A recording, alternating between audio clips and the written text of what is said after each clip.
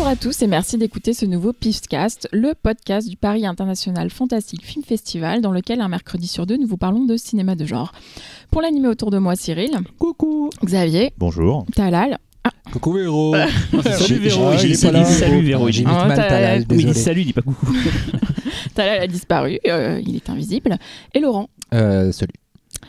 Je suis Non. beaucoup moins poli. Ouais, c'est vrai. Bonjour Véro. Dans le PIFcast, nous commençons par l'œil du pif, le tour de table de ce qui nous a récemment tapé dans l'œil dans le genre. Aïe. Puis nous passons au dossier. Aujourd'hui, nous parlons de rien, de vide, d'invisible. Et enfin, nous terminerons avec Cyril et sa sélection de bandes originales. On commence avec l'œil du pif et on commence avec Cyril. Attention. C'est rarement Xavier qui commence. Jamais. Elle me protège. Bah, protège de coup. Bon, moi que ça m'arrange, parce que si jamais c'est un film que d'autres gens ont pris, comme ça je passe avant. C'est ça, c'est pour ça. C'est un privilège en C'est fait. très sympathique. Merci Véronique. Mais non, celui-là, je pense que personne ne l'a pris parce que c'est pas un film récent, donc il n'y a pas de raison que les gens l'aient vu en salle. C'est un film américain qui s'appelle The Boy and His Dog. Et là, je sens les gens rigoler autour de moi. Non, c'est très bien. De L.Q. Jones, un film de 1975 qui s'appelle en France Apocalypse 2024. Je vais vous lire C'est bientôt. Je vais vous lire un super résumé trouvé sur le net parce qu'à chaque fois ça me casse les couilles de faire des résumés. À l'issue d'une guerre nucléaire, l'humanité s'est scindée en deux grands clans, ceux qui se cachent sous la terre et ceux qui errent à la surface. Vic est de ceux-là. Il erre dans une contrée désertique avec son fidèle et loyal chien Blood. Blood est un chien remarquable, à l'intelligence aiguisée, ayant la capacité de communiquer par télépathie avec son maître moins intelligent. Il permet à Vic de survivre en satisfaisant ses besoins primaires, chercher de la nourriture et fournir des femmes à Vic. Et là, je sens que j'ai perdu Véro. Et le reste du film... Fournir donc de la nourriture et des femmes. Voilà, et le reste du film va aller dans ce sens-là, va pas essayer d'arranger les choses. Donc, explication du film. En gros, c'est un post-apo donc, des années 70, donc à peu près à l'époque de Mad Max, un petit peu après. C'est à la base adapté d'un bouquin, d'un livre de Harlan Ellison. Alors, il est connu en France pour Dangereuse Vision. Immense auteur. Ouais, immense auteur. Pour information, pour Harlan Ellison, c'est un peu lui, indirectement, qui a fait le scénario de Terminator. Tout à fait. C'est-à-dire qu'en fait, Cameron s'en défend, mais Harlan Ellison a mis un procès, en tout cas, à la société de distribution et production du film. Et ils ont été obligés donc c'était une picture, de céder et de dire que c'est lui qui a réalisé qui a scénarisé, qui est à l'origine du scénario. Donc ça apparaît d'ailleurs dans le générique. Apparemment, ce serait les bouquins Soldier et Demon with a Glass Hand qui seraient à l'origine du plagiat. Un petit truc marrant, c'est que Cameron a dit comme phrase, ça c'est rigolo, je n'avais pas d'autre choix que de consentir à l'accord. Bien sûr, on m'a dit de la fermer aussi. Alors je ne pouvais pas raconter l'histoire, mais maintenant je m'en fiche. C'est la vérité. Harlan Ellison est un parasite qui peut me lécher le cul. Voilà, c'est du Cameron dans le texte. Tout ça pour dire ça. Il a dit le même jour où il a dit que Terminator Genesis c'était super. Donc L.Q. Jones, avant de parler un peu plus du film, qui c'est? Alors à la base c'est un acteur qui est souvent dans les films de Peckinpah. On a pu le voir par exemple dans Coup de feu dans la Sierra, Pat Garrett et Billy the Kid, Cable Hog, Major Dundee, voilà, La Route sauvage. Donc c'est quelqu'un d'assez proche de lui. Et du coup le film d'ailleurs a des petites aspérités un peu à la Peckinpah. C'est pas du niveau de Peckinpah, mais ça a des petites accointances. Il y a une désillusion sur l'humanité, en tout cas très Peckinpahienne. Ouais, en gros, donc il y a cette histoire donc de cet homme et son chien là qui errent dans ces terres dévastées. Juste pour information, en gros en 2007, donc c'est passé. Il y a eu la 4e guerre mondiale. La 3e est située entre 1950 et 1983. Et voilà, elle durera 5 jours et provoqua la destruction de toute l'humanité par le feu nucléaire.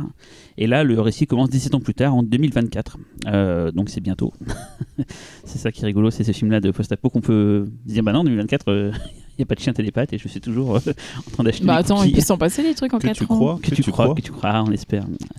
Donc le principe du film, c'est cette dualité entre ces deux parties du scénario où en fait on suit d'abord donc sur Terre le chien et l'homme et le chien aide d'ailleurs pas mal l'homme parce que comme c'est un simple chien, du coup les gens font pas attention, mais lui peut guider son maître. Je sais pas si on peut lui mettre d'ailleurs, lui donner des indications pour qu'il s'en sorte et tout quoi. Au fur et à mesure du film, il va découvrir une femme, Vic, qui va lui parler de la, je me trompe pas de nom, de la Topeka. Donc c'était une sorte d'Éden en fait qui se passe sous terre où là il y a la nourriture, là il n'y a pas de problème, il y a des femmes et tout, donc lui qui veut niquer, il est content, il y va.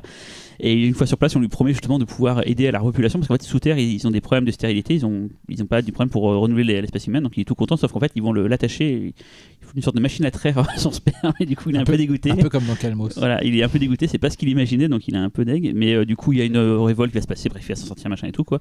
Et la fin du film est assez. Vous l'avez tous vu le film? Non. Non. Ouais. Je dirais pas quoi, mais ceux qui sont autour de la table savent qu'à la fin du film.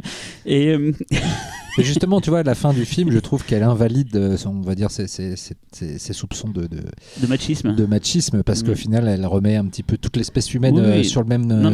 C'est cette fin que je trouve qui est intéressante. Le film est donc, alors pour donner un peu mon avis sur le film avant de vous laisser la parole, c'est un peu lent, c'est pas dénué d'intérêt. Je trouve qu'il y a plein de choses qu'on voit pas souvent dans les post-apo qui ont suivi après. Ça en fait pas un film parfait, loin de là. J'ai pas plus aimé que ça, mais je me suis dit il y a quand même un petit quelque chose et tout, et je trouve que c'est un film qui mérite d'être découvert et d'être un peu plus mis en avant, parce que c'est un des post-apo un peu plus originaux que j'ai vu. Alors il y a une sorte d'humour un peu bizarre dans tout le film. Le chien d'ailleurs, c'est un peu à la Baxter, il juge constamment les humains, il nous juge. Donc il y a une voix off. Il y a une voix off, voilà, le chien est là, il regarde la caméra, il a sa voix constamment, il parle à Vic et tout quoi. Et voilà, donc c'est un film très curieux, je voulais le voir depuis un petit moment, et du coup je me suis dit tiens, je vais commencer à regarder les films que j'ai pas vus. A Boy in a Dog, ça commence par un A, donc c'était un peu de ma liste. Donc voilà, le prochain film ça sera je sais pas quoi avec un A, mais Chérie 2000 autrement. Ah, Chérie 2000 je l'ai vu par contre. Ouais, ça c'est de Steve de Jarnat, j'aime bien ça. Donc dans 292 Pifcast, tu nous parles de ZR et de Zardoz. Peut-être un peu plus longtemps, mais ouais. Donc Véronique, tu ne l'as pas vu, mais tu dois connaître, je pense, de réputation peut-être. Don Johnson, oui. Ah oui, je n'ai pas dit qu'il y avait Don Johnson, je suis con. Oui, il y a Don Johnson tout jeune dans le film, je l'avais oublié de le dire, je suis désolé. C'est le héros. C'est le héros, effectivement. Je l'avais noté pourtant, Don Johnson. Et dans mon souvenir, quand je l'ai revu il y a peut-être 1 ou 2 ans, je me suis dit qu'il y avait quand même pas mal d'idées qu'on retrouvait dans Fury Road, notamment une espèce de camion avec un mec qui joue de la zig dessus. Et ça, George Miller, ils s'en vantent pas. Et aussi, dernièrement, j'ai relu pour la première fois depuis ma prime jeunesse La Nuit de Drouillet. Et alors là, c'est juste délirant. Tous les concepts qui sont dans La Nuit de Drouillet qui se retrouvent dans Fury Road aussi. Très très beau. Juste, donc parce qu'il est sorti chez Shout Factory en Blu-ray il n'y a pas si longtemps, ça lui a donné une sorte de seconde jeunesse. Et pour la remercier, je remercie Charlotte qui m'a aidé à savoir que le chien donc, était un bâtard semi-Bearded Collie, semi-Westie. Voilà, je voulais quand même pour les cynophiles qui nous écoutent et pas que les cinéphiles. Et il y en a. Voilà, donner cette information. Voilà, quoi. Si vous voulez lire une analyse en détail du film, 2 possibilités, je crois. Le hors-série post-apo que nous avions fait il y a quelques années, dans lequel on avait mis le film en avant. Et il me semble aussi que dans le livre Mad sans film à genre il est dedans. Je crois je sais que c'est un film que Fausto aime beaucoup. Il m'en parle souvent. Et il me semble qu'il est dedans aussi. Il Fausto aime les chiens. De toute façon, dans les post-apo, la longue liste des post-apo, généralement, il est dans les meilleurs. Après, pas en number one, évidemment. Mais parce qu'il sort du lot. C'est pas un énième rip-off italien. Moi, j'aime bien les post-apo italiens, attention, je ne critique pas. Bien sûr, comme nous tous. Mais c'est pas... Même comme certains trucs, le truc avec Michael Vincent, là, avec son véhicule indestructible et avec des scorpions géants, là, le camion de la mort, un truc comme ça. Oui, c'est le camion de la mort. C'est ça, c'était naze. Il y en a un paquet des films nazes. Mais donc, Xavier, t'as l'air de rigoler quand j'ai parlé du film. Pourquoi tu n'aimes pas ce film? Si, je l'aime bien, mais c'est le genre de film, généralement, les gens, quand ils sont pas prêts, ils vont le regarder, ils vont le défoncer, mais après, si tu réfléchis un peu au film, tu te rends compte que quelque part, t'as un petit peu bien aimé quand même. Non, mais vraiment, faut le voir pour comprendre ce que je suis en train de dire, mais vraiment, il y a ce truc-là où tu fais... C'est pas parfait, c'est un peu ringard des fois, soyons honnêtes. Mais parfois ça cherche à être. Je crois me rappeler que la description de la civilisation souterraine, on est en plein chez les rednecks dégénérés un petit peu de la Caroline du Sud, des trucs comme ça. C'est très étrange et en même temps, il y a un portrait de l'Amérique, qu'elle soit la survivante au-dessus qui essaye de s'adapter au nouveau monde ou celle qui essaye de retrouver l'ancien monde, qui sont tous des dégénérés quoi qu'il arrive. En fait, c'est un film qui est pas fin par moment, mais qui a quand même une sorte de fond intelligent, mais mélangé du pas fin. C'est pas fin, mais en même temps, ça l'est un peu quelque part. Puis l'idée la plus folle, celle du chien télépathe, finalement, tu l'enlèves, le film n'a pas grand intérêt, et c'est elle qui fait vraiment tout l'intérêt du film, puisque c'est le chien en fait, on suit finalement le point de vue du chien. C'est la version post-apo de Baxter. Voilà, c'est ça. Voilà. C'est Baxter. Bien vendu. Laurent. Alors, quelle poigne. Moi, j'ai revu pour la 2e ou 3e fois sur Netflix un long métrage animé. Ça faisait longtemps. C'est un long métrage animé qui me fascine à chaque vision. Je vais vous parler de Gantz O. Qui traîne un petit peu dans les tréfonds de Netflix depuis un bout de temps et dont on parle assez peu. Gantz, c'est un manga best-seller qui a eu je ne sais plus combien de dizaines et de dizaines de tomes par Hiroya Oku. qui est un manga de science-fiction où des gens qui viennent juste de décéder se réveillent dans une pièce et avec d'autres personnes qu'ils ne connaissent pas et devant eux au sens moral exacerbé. Voilà, et avec devant eux une grosse boule noire qui leur dit que dans quelques minutes va commencer un jeu, leur fournit des tenues et des armes et leur dit qu'ils doivent tuer dans un laps de temps donné une cible qui est toujours quelqu'un avec une tronche chelou, genre l'homme poireau. Genre l'homme poireau, c'est le premier fameux. Et donc au fur et à mesure des tomes, on croit vaguement comprendre ce qui se passe, mais en fait on ne le saura jamais vraiment. Le manga n'apporte jamais de réponse, mais au-delà de ça est un sacré manga, autant comment dirais-je, très pervers dans son obsession de certaines choses de la vie, très long, et en même temps très long, et aussi extrêmement inventif pour tout ce qui touche à l'horrifique, à l'action, à la science-fiction. Enfin voilà, c'est assez dément. Il y a eu plusieurs adaptations du manga, que ce soit en série animée, en long métrage live, mais moi je trouve que la meilleure c'est vraiment ce Gantz O, parce que ça retient tout ce qui fait le plaisir coupable de Gantz en général, c'est-à-dire les monstres, les bastons homériques et, il faut bien le dire, les jeunes filles moulées dans des tenues de cuir qui laissent rebondir à peu près comme il faut toutes les parties de l'anatomie. Donc c'est profondément misogyne. Alors ça, par contre, si vous venez pour un petit peu de finesse à ce niveau-là, c'est raté. C'est la thématique aujourd'hui. Je suis servi, là. En revanche, visuellement, Gantz O, c'est un truc de déglingo. C'est un des plus beaux longs métrages animés CGI que j'ai jamais vu. Ça a quand même, c'est sorti en 2016, donc ça a quand même 4 ans maintenant. Ça n'a pas vieilli. Ça reste toujours bien au-delà de certaines productions qui sortent encore aujourd'hui. Le rendu photo. Non, pour le coup, c'est vraiment du photoréalisme. T'imagines un petit peu le long métrage Final Fantasy, les créatures de l'esprit, tu vois, vraiment. Et notamment une galerie de monstres complètement incroyable. Ça se passe à Osaka, qui est envahie par une centaine de yokai, parce que du coup les monstres à tuer là, dans cette mission-là sont tous des yokai et qui sont complètement chelous. Et c'est une espèce d'immense niveau de jeu vidéo où il faut trouver le boss.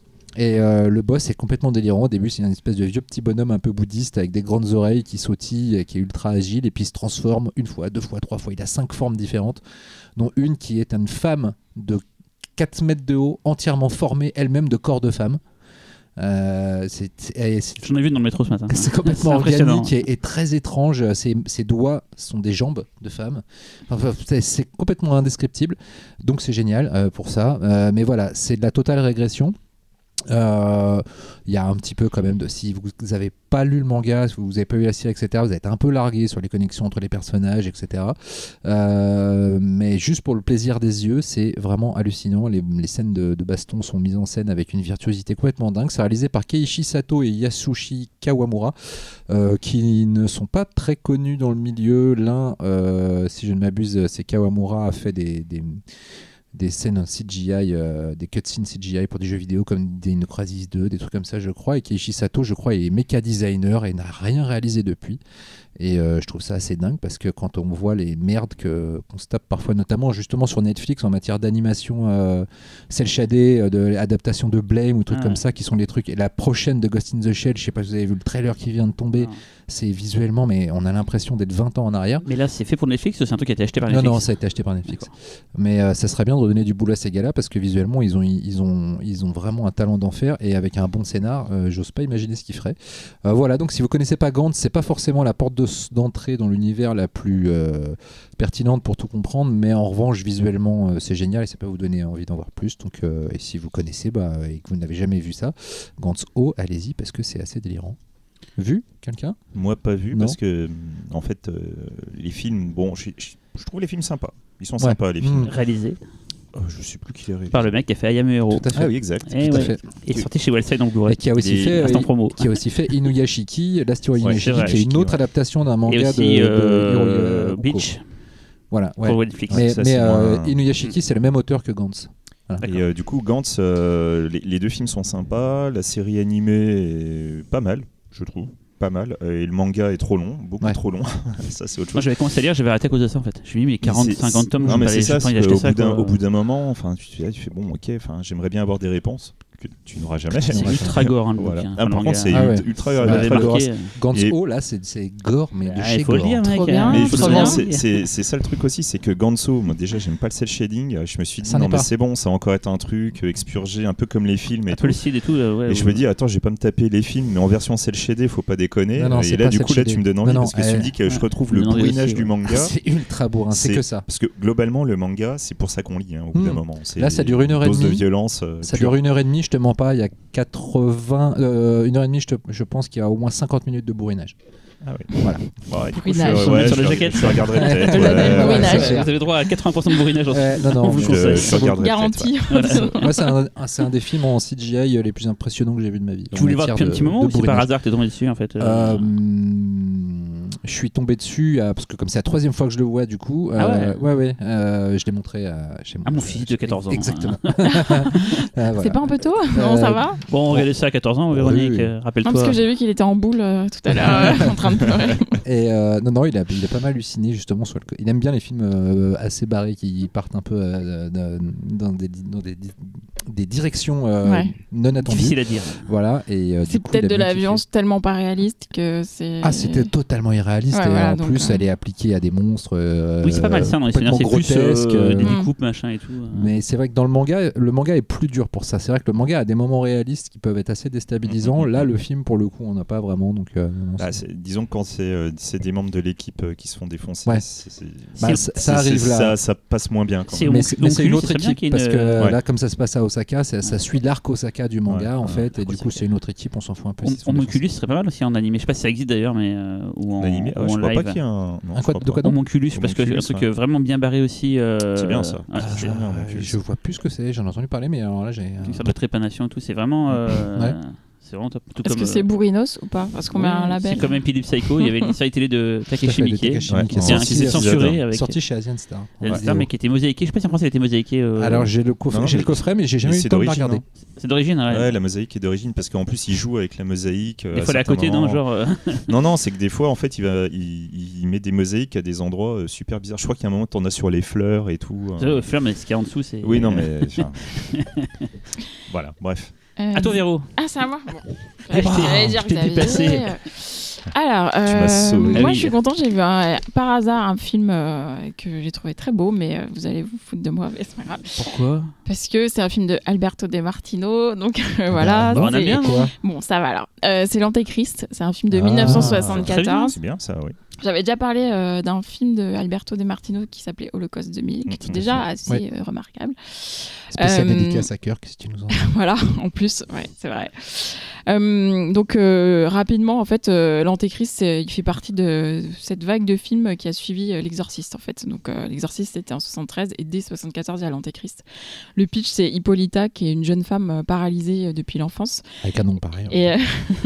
Et en fait, elle commence à perdre la foi à force d'attendre qu'un miracle lui redonne l'usage de ses jambes. Et en fait, un peu malgré elle, elle va se tourner vers le diable et elle va se retrouver possédée. Donc c'est vraiment une histoire de possession. Et donc ça va cocher plein de trucs, le trauma de l'enfance, une séance d'hypnose, des séances d'exorcisme. Il y a aussi plus original la référence à des vies antérieures et à la sorcellerie. Et en fait, je trouve qu'il a souvent été, d'après ce que j'ai lu, il a été un peu traité comme justement une sous-ressucée de l'exorciste, voire un nanar. Et pour moi pas du tout, parce que je le trouve vraiment différent par bien des aspects. Alors effectivement à la fin il y a du vomi, on va pas se mentir. Donc c'est ça le plus intéressant. Voilà. Qu'est-ce qui est le plus intéressant dans le film? Le plus intéressant pour moi, il y a deux choses. Il y a les décors.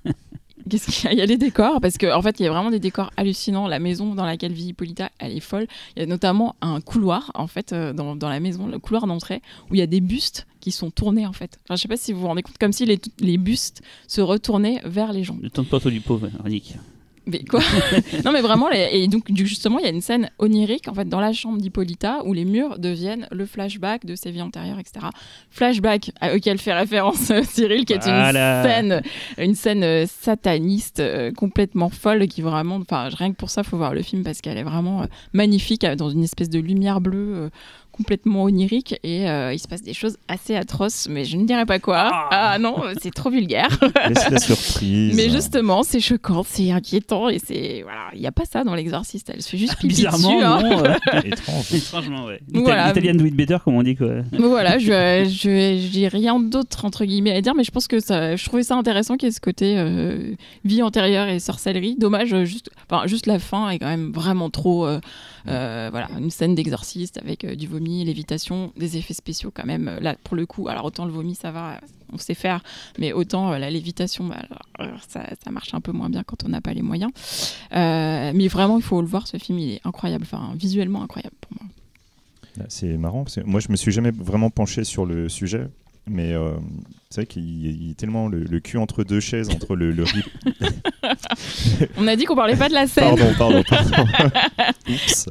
Il est dans cet entre-deux, entre t'as l'impression de voir un pur film de commande, un vrai rip-off à l'italienne, comme on a pu en voir 12 000, parce que c'était un peu la marque de fabrique. Ouais, voilà, la machine à photocopier et en même temps il y a plein de choses dedans qui sont purement originales. À l'italienne quoi. Ouais, voilà, c'est super bizarre comme film quoi. Limite des fois t'as l'impression en fait que le film voulait être quelque chose et puis d'un seul coup t'imagines un producteur qui arrive et fait alors en fait le truc qui marche maintenant c'est ça. Ouais. Tu peux me mettre une petite scène là comme ça et tout puis tu pourrais rajouter ça.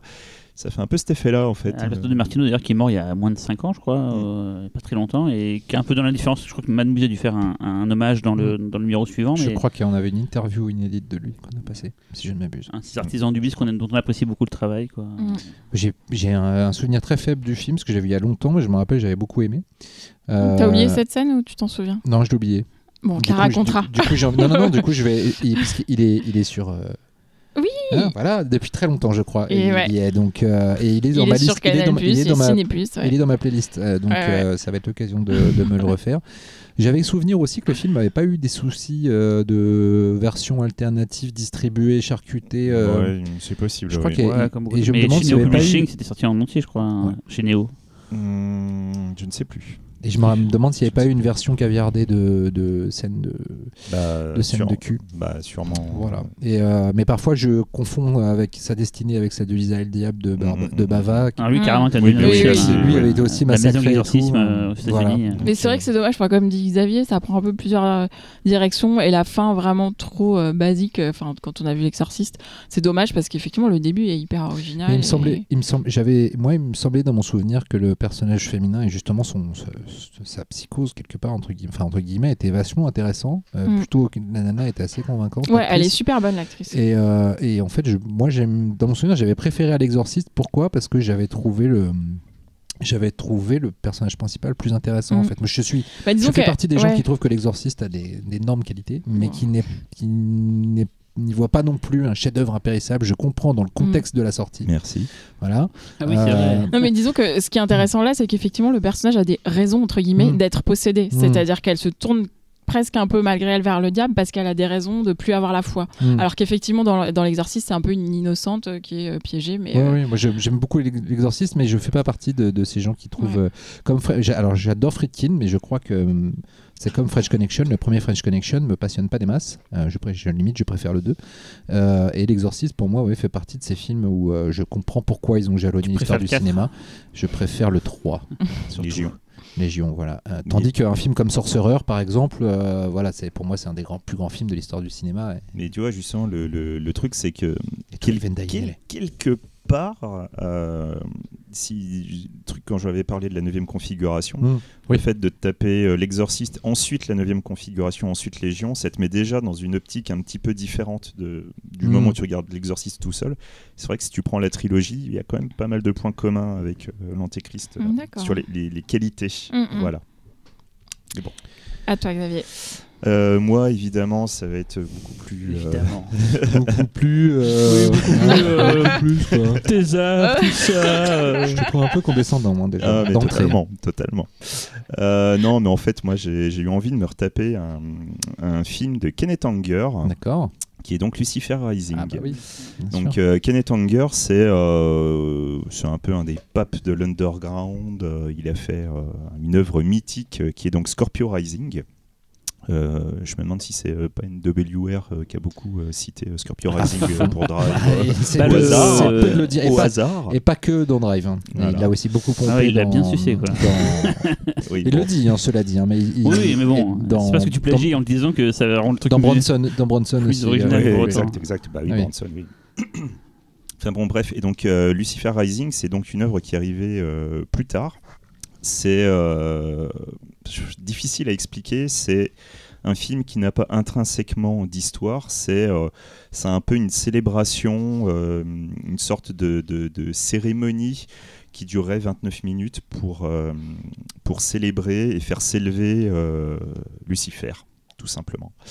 Et si je précise bien Lucifer, c'est que vraiment il va être montré en tant qu'un être lumineux, un être qui va apporter la lumière sur Terre. On n'est pas dans une optique sataniste. Enfin, si on l'est, oui, mais dans l'optique la plus pure du satanisme. C'est un film assez étrange. Si moi j'ai voulu en parler, c'est qu'en fait, là, en le revoyant, j'ai trouvé ça très fort, ce côté où c'est à la fois un film expérimental, indépendant, surréaliste, qui pourrait être considéré comme extrêmement abstrait si on n'a pas les symboles, si on ne connaît pas Aleister Crowley, tout ça. Mais en même temps, c'est une œuvre qui peut se regarder sans images, sans symboles, sans rien du tout. C'est vraiment quelque chose sur lequel on peut se laisser porter en tant qu'œuvre d'art pure. Alors, il y a un petit côté kitschouille, il faut... Voilà, quand même. Après qui est aussi, je trouve, cultivé par parce qu'il a une fascination d'une imagerie hollywoodienne des années 50. Mais c'est ça, tout à fait. À la base, Kenneth Anger, il voulait en fait documenter le mouvement de la contre-culture. C'est dans le personnage de Lucifer, comme Aleister Crowley peut le décrire dans l'hymne à Lucifer, qu'il a trouvé cette manière de montrer ce qu'il appelle une métaphore du mauvais petit garçon ultime qui pourrait vous corrompre sans contrainte. Voilà, c'est une sorte de héros rebelle qui devient une sorte de symbole de la contre-culture. Et si tu y réfléchis, c'est exactement l'histoire de Neon Demon. Et tout à fait. D'ailleurs, Neon Demon parle de Aleister Crowley et des sorcières de Hollywood. Tout à fait.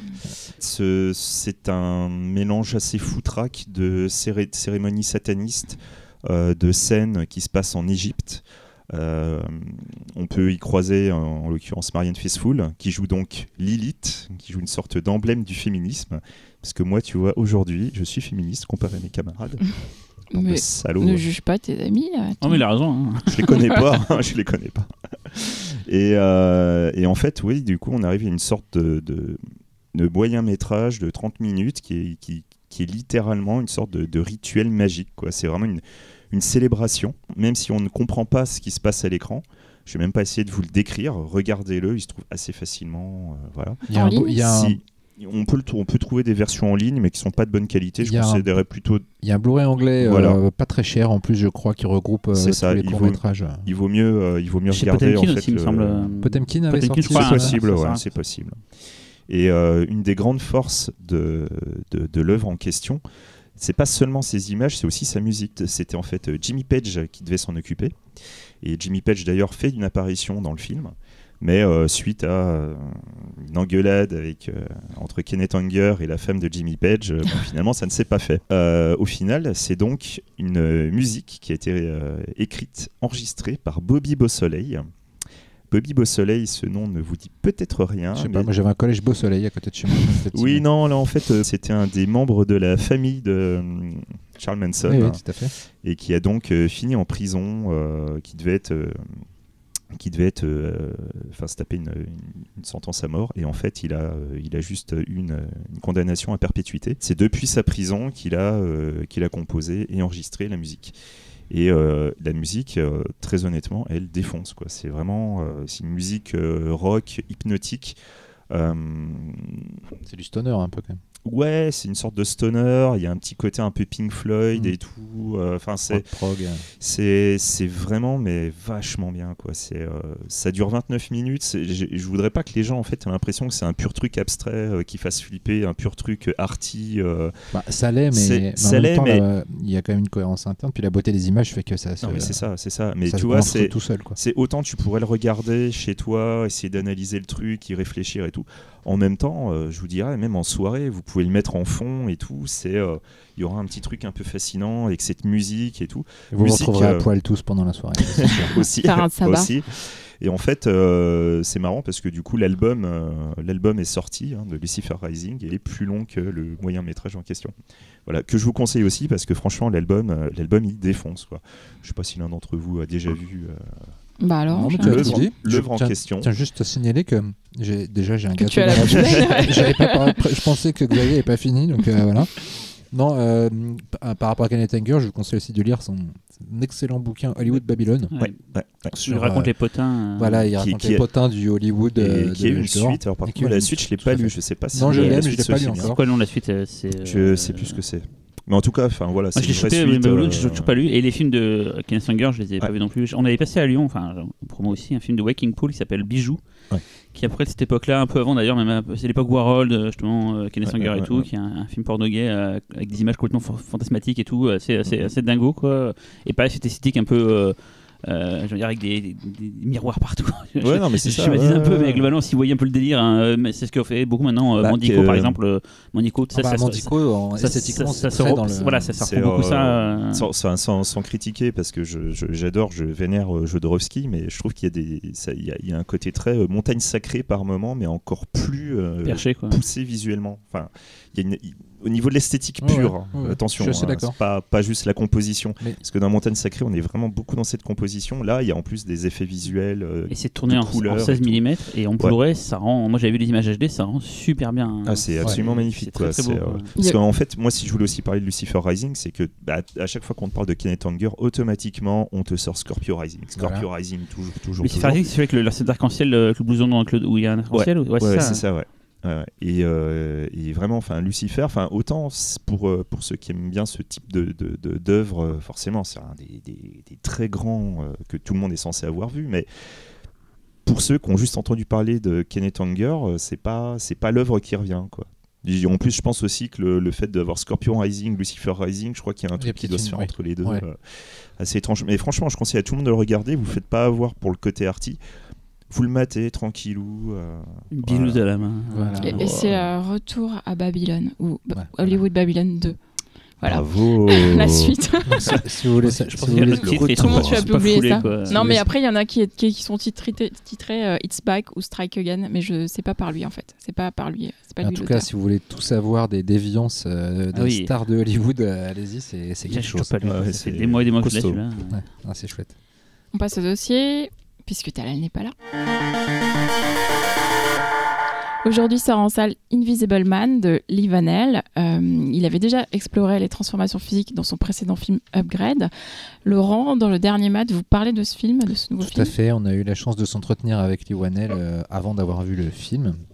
Que nous n'avons toujours pas vu. Des collègues à moi l'ont vu. Il y a eu une projection de presse hier, mais je n'étais pas disponible, donc je ne pourrais pas vous dire si c'est bien ou pas. Je fonde pas mal d'espoir personnellement dans le film. En tout cas, oui, on a une preview du film avec une interview de Lee Vanel qui raconte notamment comment il a approché la mise en scène du film sur la façon de filmer le vide, en fait. C'est pour ça que je suis très curieux de voir le film, parce que j'ai l'impression qu'il a beaucoup réfléchi à comment incorporer l'invisibilité comme... C'est les comédies françaises, ça, filmer le vide. Voilà. Sauf que là, pour le coup, de ce que j'en ai lu et de l'impression que j'ai l'impression que c'est un peu comme It Follows, c'est-à-dire que c'est le genre du film où on regarde l'arrière du cadre, en fait, on essaye de faire attention à certains détails qui pourraient révéler si l'homme invisible, la menace invisible est là. Non, j'en suis pas sûr, mais j'ai l'impression que ça a ce ludisme-là, j'espère en tout cas, j'ai hâte de voir le film. Puis on a aussi fait un dossier Homme invisible au cinéma qui retrace rapidement la carrière de ce brillant homme qu'on ne voit pas, mais pas aussi bien que nous, bien sûr. Parce que le thème de l'homme invisible a été maintes fois traité au cinéma. Xavier, tu nous en dis un mot ? Quelque part, ça a toujours existé, en fait, ce côté invisible, que ce soit dans la mythologie, que ce soit les fantômes, Persée, ou même dans l'œuvre de Tolkien. Les lapins. Voilà. Mais c'est vrai que l'œuvre majeure, celle qui ressort tout le temps, c'est L'Homme invisible par H.G. Wells. Et pour ceux qui connaissent l'œuvre d'H.G. Wells, ce qui est intéressant avec L'Homme invisible, c'est que c'est sûrement son œuvre la plus poussée sur la psychologie humaine. Et c'est vrai que d'habitude, H.G. Wells, c'est toujours sur... on est très dans l'aspect scientifique pur. Et là, d'un seul coup, on se retrouve vraiment dans l'homme. Et c'est vraiment une transformation de l'homme. Et du coup, je pense que c'est aussi une des raisons pour laquelle c'est un roman qui est aussi fort. Et ce qui est assez marrant, c'est qu'en fait, des films sur l'invisible, il y en a eu assez tôt. Dès 1903, donc il y avait Méliès qui sortait Sival invisible. On peut aussi citer Segundo de Chaumont qui a sorti en 1909 Le voleur invisible. Mais même si il y a eu plusieurs films, que ce soit en Angleterre, en France, aux États-Unis, même en Allemagne, qui ont traité du sujet, il faut attendre en fait 1933 pour qu'il y ait une sorte d'explosion autour de l'homme invisible. Cette année-là, donc il y a à la fois un film allemand qui est Ein unsichtbarer geht durch die Stadt. Waouh. Voilà, on m'en voudrait pour l'accent, mais qui n'est pas là pour... on va pas en parler de ce film-là, mais surtout c'est L'Homme invisible par un certain monsieur James Whale, qui est donc l'œuvre ultime et qui a tout fait péter sur L'Homme invisible. C'est vraiment à partir de ce film-là qu'on va voir un maximum de copies. D'autant qu'il s'inscrit dans la lignée des Universal Monsters. Tout à fait. De fait, il intègre une lignée qui automatiquement déjà le propulse vers une espèce de sphère du fantastique de l'époque. C'est ça. Et qui le destine aussi à avoir des séquelles. Voilà. Forcément. Mais du coup, en fait, on a commencé à avoir plusieurs copies, déclinaisons, etc. Y compris donc, chez Universal, où il faut attendre 7 ans pour avoir Le Retour de l'Homme invisible, qui est donc le premier film de Vincent Price. Et la même année, on a La Femme invisible, qui d'un seul coup se transforme en comédie avec une blague assez récurrente sur la nana qui est obligée de se déshabiller pour devenir invisible. Mais La Femme invisible, c'est dans tous les films au cinéma, non? Je lis pas. Prenez-en de la graine, messieurs. Voilà. Cette déclinaison a à peu près toutes les sauces de L'Homme invisible. On peut même en trouver dans des adaptations de Dick Tracy. Ces adaptations vont vraiment inonder le monde, donc on en trouve que ce soit aux États-Unis, en Russie, au Japon, au Mexique, en Inde, exactement. Et plus on va avancer en fait dans les décennies, puisque chaque décennie a ses hommes invisibles, c'est important de le noter. Plus on va avancer et plus petit à petit on va arriver dans un délire de moins en moins friqué. Et qui est un peu, qui est devenir un petit peu rude au fur et à mesure. Tu vas nous en reparler plus tard, d'ailleurs. Oui, tout à fait. Mais voilà, ce qui est intéressant de noter aussi, c'est que voilà, un des grands films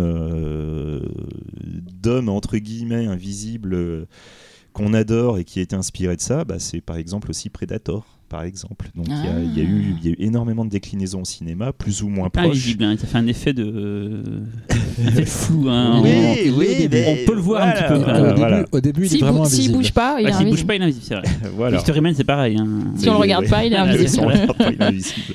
Voilà. Et donc du coup, on va utiliser un petit peu cette émission pour parler de différentes sphères de l'invisibilité. Est-ce qu'on peut mentionner quand même rapidement le James Whale, parce que bien sûr, moi je l'ai revu pour l'occasion. Pareil. Et j'avais jamais vu le film, à ma grande honte. Ça faisait partie de ma shame-list. C'était le seul Universal Monster fondateur que j'avais pas vu. Et j'ai été au début assez déstabilisé par le film, par sa narration qui est assez casse-gueule, je trouve. On est un peu balancé in media res dans une action dont on ne comprend pas les tenants et aboutissants. On suit des personnages pas ultra attachants non plus. Je trouve le film assez ingrat pendant une bonne partie, au-delà en revanche de ses effets spéciaux complètement hallucinants et qui tiennent encore la route. Oui, la partie dans l'auberge, c'est ça, vraiment... Au début, on s'est passionné dans une comédie avec les personnages de Baxter. Et puis, au fur et à mesure, c'est la performance de Claude Rains, sa performance vocale et les effets spéciaux qui vendent complètement le film. Claude Rains, c'est incroyable, notamment la longue scène où il discute avec sa petit ami entre guillemets où il se transforme au fur et à mesure dans le ton de sa voix et dans son discours, etc. Elle est admirablement écrite. Et puis ce dernier plan qui est juste magnifique. Si vous n'avez pas vu le film, je vous le spoil pas, mais je trouve que pour peut-être le premier film fondateur du mythe de l'homme invisible, il y a déjà une approche ultra originale. Moi, je m'attendais vraiment à voir un film de savant fou classique. On commence par le mec gentil, à la Jekyll et Hyde. En fait, je m'attendais plus à une formule Jekyll et Hyde avec le mec gentil qui découvre sa formule, qui l'applique sur lui-même et puis qui commence à être modifié par son expérience. Et en fait, le film est bien plus audacieux que ça. Et malgré du coup le côté très déstabilisant, on va dire, du premier acte, c'est James Whale, quoi. C'est-à-dire qu'il arrive à nous intéresser à quelqu'un. C'est la fiancée de Frankenstein. Exactement, voilà. Il arrive à nous intéresser à un monstre et d'une façon finalement en plus qui est pas du tout. Enfin, c'est pas cousu de fil blanc du tout cette façon. Il nous vend le monstre tel qu'il est, mais il nous force aussi à voir derrière, à voir à travers. Et non, c'est vraiment un film passionnant et j'étais assez content de le découvrir et de me rendre compte que c'est pas du tout un archétype en fait comme film. C'est déjà un film étonnant sur le sujet. Mais c'est ça qui est marrant, c'est qu'en fait c'est un des films fondateurs, c'est encore un des films qui est le plus copié dans tous les sens. C'est assez dingue, pourtant quand même il date, mais généralement on a assez peu évolué sur le sujet. Et pourtant, te retaper l'homme invisible maintenant, tu es encore devant en train de te dire c'est bourré d'audace. Ouais, tu vois, c'est quand même terrible de se dire que même ceux qui ont copié derrière n'ont même pas réussi à copier la vraie sève du truc. Et ça, à mon avis, c'est un subtil mélange de Wells, ce qu'il avait incorporé d'humain dans son livre. Alors c'est vrai que c'est quelque chose qu'il ne faisait pas autant d'habitude. Et je pense que James Whale, du coup, qui, du fait de son orientation sexuelle, etc., et tout, il avait un côté très humaniste, très très très poussé aussi, parce que comme lui, il était obligé de vivre caché et tout. Toutes ces pressions, je pense aussi que quelque part, ça l'a poussé un peu à réfléchir beaucoup sur le genre humain. Et c'est vrai que ça se retranscrit vachement dans le film. Et du coup, je pense que dans ce qu'il y avait dans H.G. Wells, il a réussi à vraiment saisi la saveur du truc. Faut vraiment passer outre 2-3 défauts. L'interprétation quand même d'une bonne partie du cast est très compliquée. Ouais. Il y a 2-3 tunnels de dialogue aussi un peu trop explicatifs qui ne sont pas forcément nécessaires justement parce que l'audace du truc c'est de nous faire rentrer direct dans le fait qu'il soit déjà invisible en fait. Et ça c'est hyper intéressant, mais c'est vrai que dommage après il se sent peut-être un peu obligé de donner quelques explications et c'était pas forcément. Cyril, j'ai un trou de mémoire. Golden Monster de Bill Condon, ça part de James Whale. Tout à fait. Parce qu'en fait moi je me fais, c'est la grosse honte, je vais me faire lyncher par tout le monde. Je découvre au fur et à mesure parce que des fois je suis vraiment à la bourre sur plein de trucs. Et entre la fiancée Frankenstein et ça, je dis putain, c'est quand même un tueur le mec quand même. Vraiment là j'étais subjugué, mais tout est beau dans ce film, tout est magnifique. James Whale, tu peux quasi tout taper. Mais j'ai envie maintenant. C'est dingue. Et surtout le truc c'est qu'il faut vraiment apprendre aussi sa vie. Je parlais de Golden Monster, c'est parce que du coup on l'avait passé à Lyon. Avec Ian McKellen. Oui, c'est Ian McKellen qui fait le rôle de et Brendan Fraser. Ouais, Brendan Fraser qui fait le sort de Genève faible et tout. Voilà. Et c'est un film intéressant, justement, ça parle des créations, de comment t'as les idées, machin et tout. Et du coup, je me dis, quand j'ai vu ça, je me suis dit, putain, c'est vrai que ce mec, c'est quand même la uber classe. Un peu comme Robert Wise, il y a le genre de mec un peu des tueurs dans leur domaine. Et on a tendance moi, j'avais tendance à avoir zappé ça de ma culture cinématographique. Je savais que ça existait, je voyais très bien ce que c'était et tout, mais j'avais jamais pris le temps de la regarder, je sais pas pourquoi. Comme un con, en plus, ces films de James Whale, t'as très souvent un sous-texte et tout.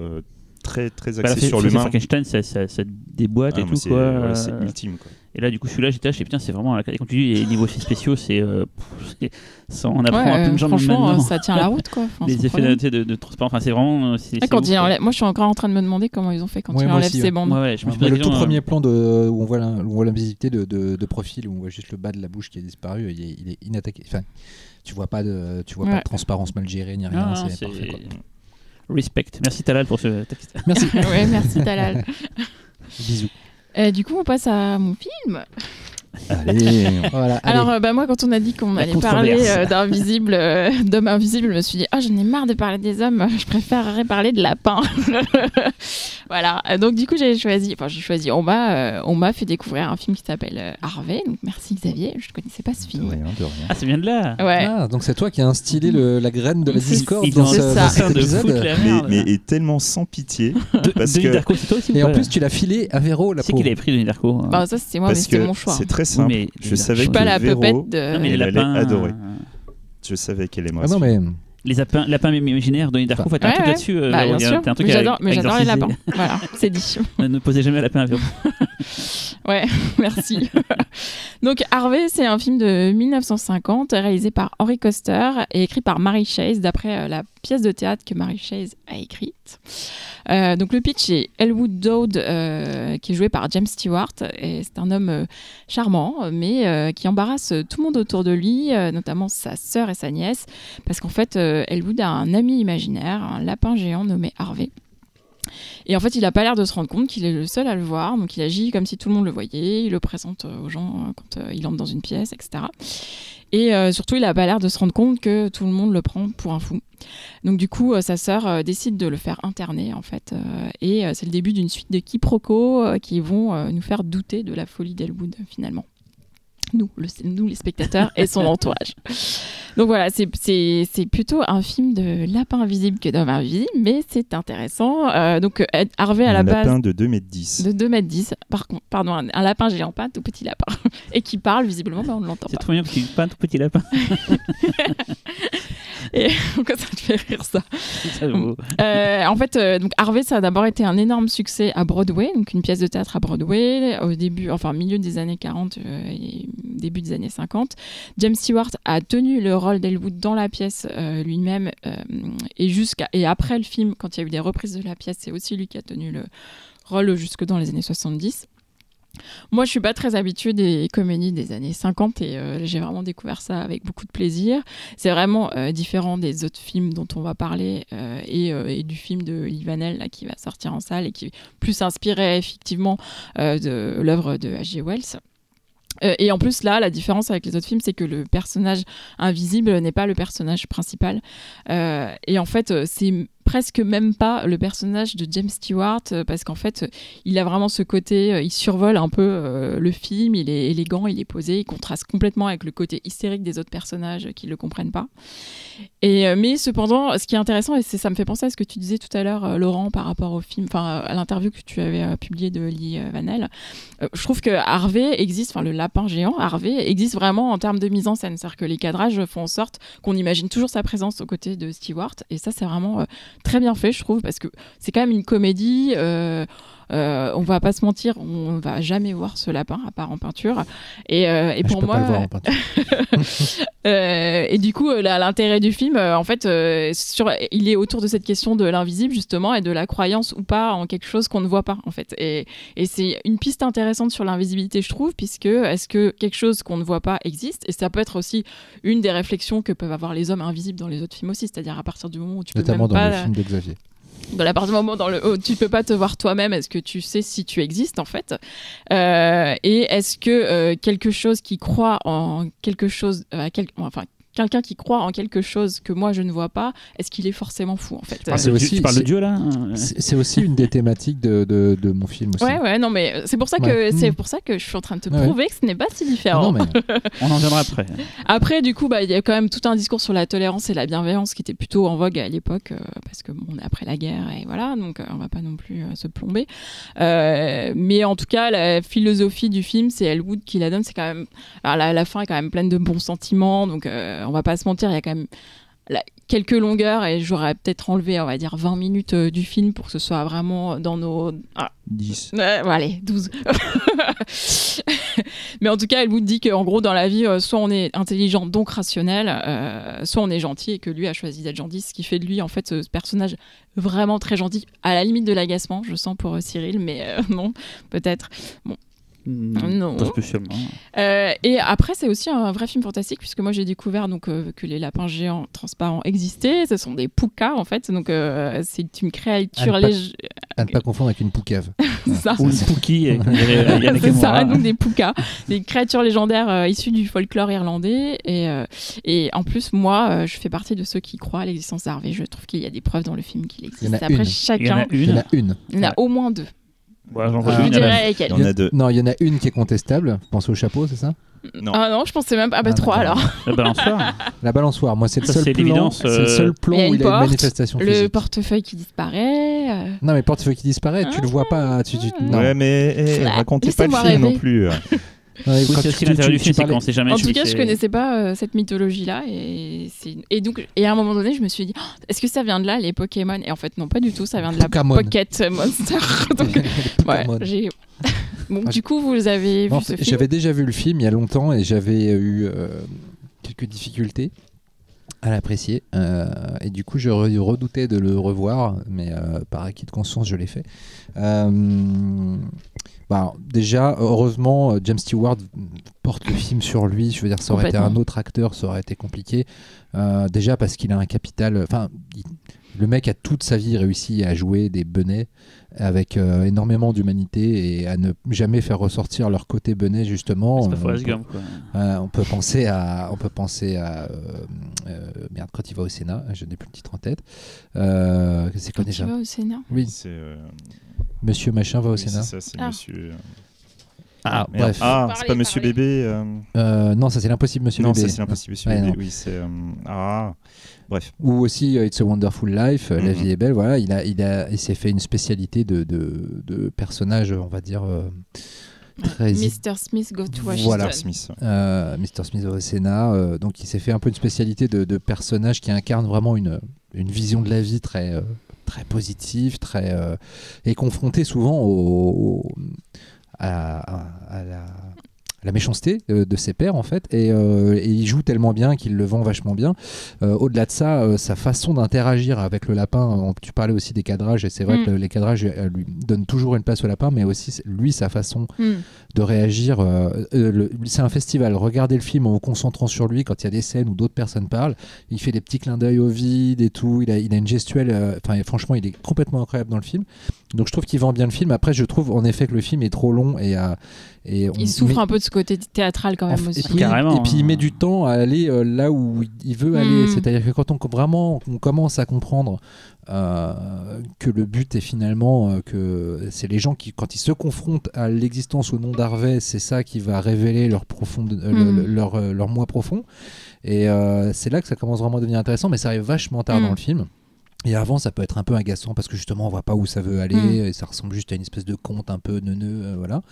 Et à la fin, c'est même très sombre. Je veux dire, quand il peut se passer un truc médical qui ferait que Harvey pourrait disparaître, etc. Là, ça devient vraiment dramatique, mais sans jamais charger la mule non plus. Mais le film devient de plus en plus intéressant. Peut-être que la première fois que je l'ai vu, j'étais pas assez mûr pour en saisir toutes les subtilités. Notamment, il y a une scène de discussion avec le médecin et son assistante dans une ruelle, derrière derrière l'hôpital, là, vers la fin, qui est vraiment très très belle. Et puis donc j'étais, quand je savais que ce film, que vous aviez choisi ce film pour cette thématique comme invisible, je voulais tout casser, voilà, parce que pour moi c'était un film d'amis imaginaires. Dans mon souvenir, j'ai un peu changé d'avis, puisqu'il y a en effet pour moi une preuve physique dans le film qu'on peut parler d'invisible. Du coup, c'est vrai qu'on peut pas nier que ça parle de quelque chose d'invisible. Ça ne parle pas d'homme invisible, mais c'est vrai que ça apporte du coup le sujet par une bande à laquelle on s'attendait pas. Voilà. Alors Cyril, Cyril s'endort là. Il a forcément aimé vu qu'il a conseillé. Je me suis un peu fait chier, je vais pas te mentir. Je pense que c'est pas le rythme pour toi. Mais je voyais où il voulait en venir tout le long, et je me suis dit ok, c'est le truc de tout le long, on sait que c'est faux, et le jeu c'était toujours savoir si c'est vrai ou pas faux. Et là-dessus le film est bien, tu vois, il y a pas de problème. Moi, ce qui m'a ennuyé par rapport à la thématique, et je le dis parce qu'on se dit les choses franchement, c'est dans les bases de ce qu'on attend d'un film d'homme invisible, il y a des interactions, il y a tout ce truc là de il est là machin, il se passe des trucs, et finalement c'est pas trop le sujet du film. Il y a une personne invisible, peut-être pas, on sait pas. Oui, mais du coup pour moi c'est pas là-dessus que je me base mais au il y a final pas d'interaction physique. C'est ça, c'est ce que j'allais dire. Mais ça provoque des choses quand même. Oui, mais il y a c'est une invisibilité qui provoque tout ce qui se passe vient de ça, quoi. Ouais, mais c'est peut-être pas aussi flagrant et franc du collier. Toi, tu voulais voir machin, chewing-gum. C'est con, mais tu me connais bien, Véronique. Oui. Voilà, c'est des trucs à la con comme ça que j'aime bien. Non, mais c'est con, vous allez voir. Ça se défend. Je suis comme ça, et moi je voulais voir un film invisible, j'attends ça. Et c'est vrai que c'est une proposition différente qui, alors, pour moi, à sa place dans la thématique, il n'y a pas de problème parce que justement tout le long il y a un doute. Et des choses viennent de dire bah ouais en fait vous êtes bien fait avoir machin et tout, mais bon voilà. Mais ouais non mais c'est pas ce que j'attends des poncifs du film de l'homme invisible, voilà, c'est tout ça. Mais c'est pour ça que c'est bien d'en parler justement, parce que comme ça on nous fera un espèce de panel assez représentatif. Je suis très content de voir ce genre de film. Merci de me permettre de voir autre chose que mes trucs habituels, mes facilités habituelles on va dire. J'ai tendance à un peu me laisser aller avoir des conneries plus faciles à voir que d'autres on va dire quoi. Et... Si je regardais Vermine pour la 112e fois. Ouais, ou un film de poupée tueuse à la con, enfin un film de crocodile italien, enfin voilà. Et du coup je suis très content à chaque fois d'ouvrir un peu mes horizons cinématographiques, ça fait pas de mal. Mais ouais, je me suis un peu fait chier parce que ma tolérance au plan mono fixe et tout, même si c'est des beaux cadres à chaque fois, c'est vraiment des beaux cadres et tout. Et comme tu le disais, c'est vrai que j'y ai pensé quand tu le disais, je fais elle a pas tort, enfin c'est pas pour dire que t'as tort, mais le côté de repenser les cadres par rapport au fait qu'il y ait cette personne là que s'il était physiquement, parce que pareil voilà, en fait pour moi s'il est là tu peux pas passer à travers lui, il est invisible, il est pas comment dire, il a bien une forme, justement dans la façon dont James Stewart se déplace, et donc parfois il fait dire aux autres personnages attention passez pas là et tout, il tient la porte, ils font ça, il le pousse des fois de mais côté. Du coup il y a ce côté, est-ce que j'ai raconté un baston bref voilà. Xavier. Bah moi forcément moi j'adore le film il est trop long, allez, peut-être 10 minutes. Mais elle a dit 12. J'avais dit 20, mais bon. T'as dit 12. Non, mais en fait, le truc, c'est que même si le film n'est pas parfait, évidemment, je trouve le film super cool, en fait. C'est vraiment le genre de truc que t'as envie de regarder. Des fois, t'es chez toi, t'es le dimanche et tout, tu vois, t'as juste envie de mater ça tranquillement avec un petit plaid sur toi. Non, pas t'endormir, justement. Tu l'as montré à tes filles, ça, ou pas? Non, pas encore, mais je pense que ça c'est inoffensif, effectivement. Ouais, mais alors, c'est peut-être trop bavard pour des enfants. C'est surtout en fait, je pense je pense que si tu chopes pas le côté un peu psychanalytique, même si c'est un grand mot, je trouve que le film perd beaucoup de son intérêt. Pour les enfants, t'as le côté, il a un gros beau, oui et non, mais on le voit pas, ce lapin. Tu le vois pas. Moi, un des trucs qui me porte vraiment, c'est James Stewart, quoi. James Stewart, il est génial. Impérial et tout. D'ailleurs, je crois qu'il a eu un prix pour ça. Je sais plus s'il a eu un Oscar ou un Golden Globe et tout, mais enfin c'est. Non, mais c'est un putain d'acteur. C'est dingue et tout. Et enfin, moi, c'est vraiment un truc, j'adore quoi. Là, du coup, moi, je l'ai déjà vu, j'aimais beaucoup. Je l'ai revu pour l'émission et franchement, j'étais devant. J'ai même envoyé des messages à Véro pour lui dire putain, en fait, je le revois là, c'est toujours aussi cool quoi. On dirait les Oscars quand ils font les campagnes pour promouvoir les films. C'est lobbying auprès de Véronique. Non, mais j'avais revu avant lui. C'est pas parfait, tu vois, mais. Non mais du coup je savais qu'elle avait aimé parce que du coup comme elle l'a gardé dans le tableau, en fait moi je lui ai juste fait découvrir, c'est tout, c'est pas moi qui lui ai dit prends ça pour l'émission. Tu l'as vu 2 fois récemment Non, en gros il m'a suggéré plusieurs films et j'ai pris celui-là, je l'ai vu et quand j'ai su que je le gardais, quoi. Voilà, c'est tout. Donc du coup moi je suis redit derrière au deuxième visionnage, c'était toujours aussi cool. Il y a un film que je voulais prendre, je crois que c'est Les Aventures galantes de l'homme invisible, je crois, un truc comme ça quoi. C'était dans un Mad Movie, ils ont un impact sur un varié, ils en parlaient, où t'avais une nana qui se faisait prendre dans un ascenseur et tout. Et t'aurais pu lui conseiller ça. Moi j'aurais pu reparler de The Eternal Evil of Asia. C'est vrai. Mais il est mis dans la liste, et c'est Véronique qui a choisi Harvey. Non mais du coup, enfin voilà quoi, le film, moi je le trouve top. Après effectivement, si on n'est pas dans le délire d'un certain type de comédie façon années 50, je peux comprendre que voilà. Si on n'est pas fan de James Stewart, essayez pas, juste n'essayez pas. C'est simple. C'est vraiment Stewart qui porte le film à bout de bras. Je me permets de dire que j'ai trouvé ça chiant parce qu'en fait je pense que les gens qui nous écoutent commencent un peu à connaître nos différents caractères et ceux qui se représentent, qui se disent tiens j'ai un peu les ceux qui sont Cyril, voilà, se dire voilà, mais c'est bien, franchement c'est toujours bien de voir des films en général, il faut voir des films, il faut être curieux, donc je dis juste attention pour les gens un peu speed comme moi. Mais par contre l'autre truc aussi c'est qu'en dehors du fait que moi j'aime beaucoup, c'est aussi un film que je pense qu'il faut avoir vu pour la culture parce qu'il y a énormément de références dans plein de films. C'est tu as des références dans Roger Rabbit par exemple. Mais tu as Denis Darko, le fait que ce soit un lapin géant et tout, par exemple, il y a l'ami imaginaire de je pense c'est pas par hasard peut-être, non c'est possible, ça j'ai pas cherché pour c'est un lapin Darko, imaginaire grand et c'est son pote après c'est Jules Duval non mais t'as vraiment plein de films qui ressortent des phrases de Harvey ou t'as un lapin qui va s'appeler Harvey, t'as des producteurs qui s'appellent Harvey aussi quoi. Et il avait été nommé pour Harvey, mais il n'a pas eu le prix. C'est Parasite qu'il a eu. Merde. Et oui, donc, même en 50. Non, mais du coup, voilà, c'est vraiment un film qu'il faut voir.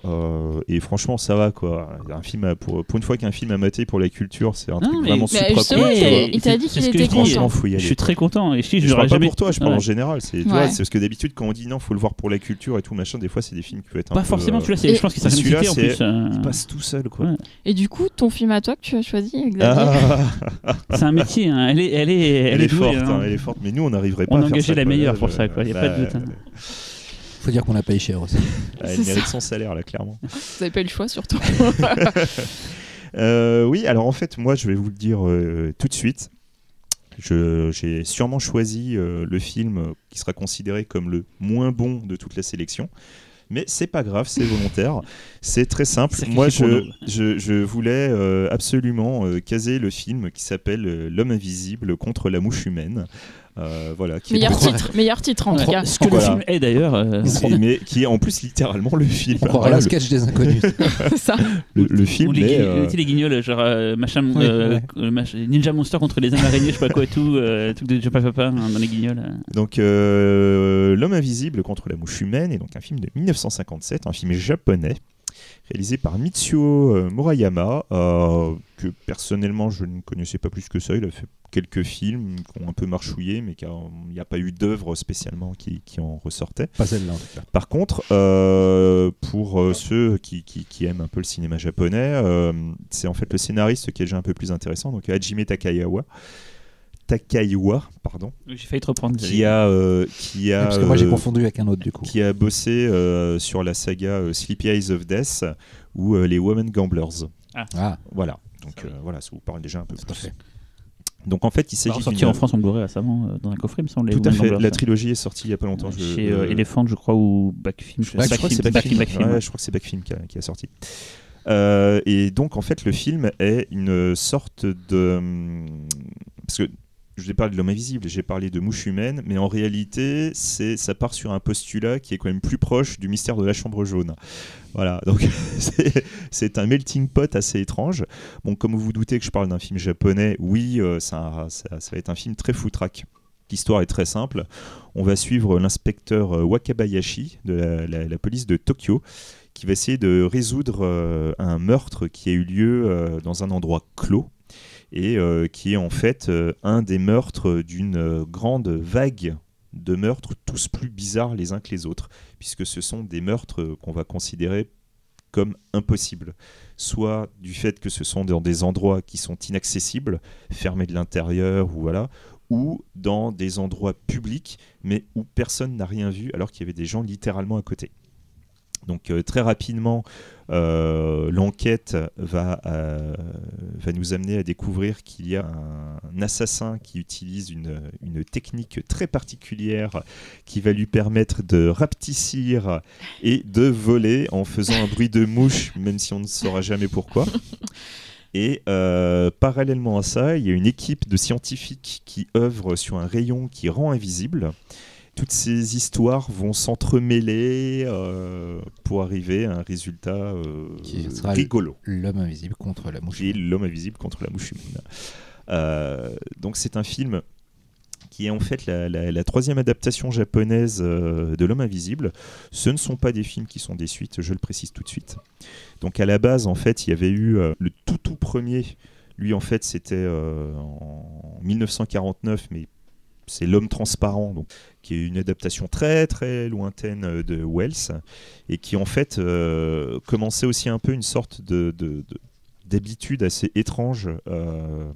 C'est vraiment, je trouve, assez typique du Japon. Les premières adaptations de L'homme invisible sont véritablement des thrillers en fait. Et celui dont je vous parle, moi, L'homme invisible contre la mouche humaine, c'est le plus fantastique, c'est le plus bis. On est vraiment dans un truc très très thriller. Donc c'est pour ça que je parlais surtout du mystère de la chambre jaune.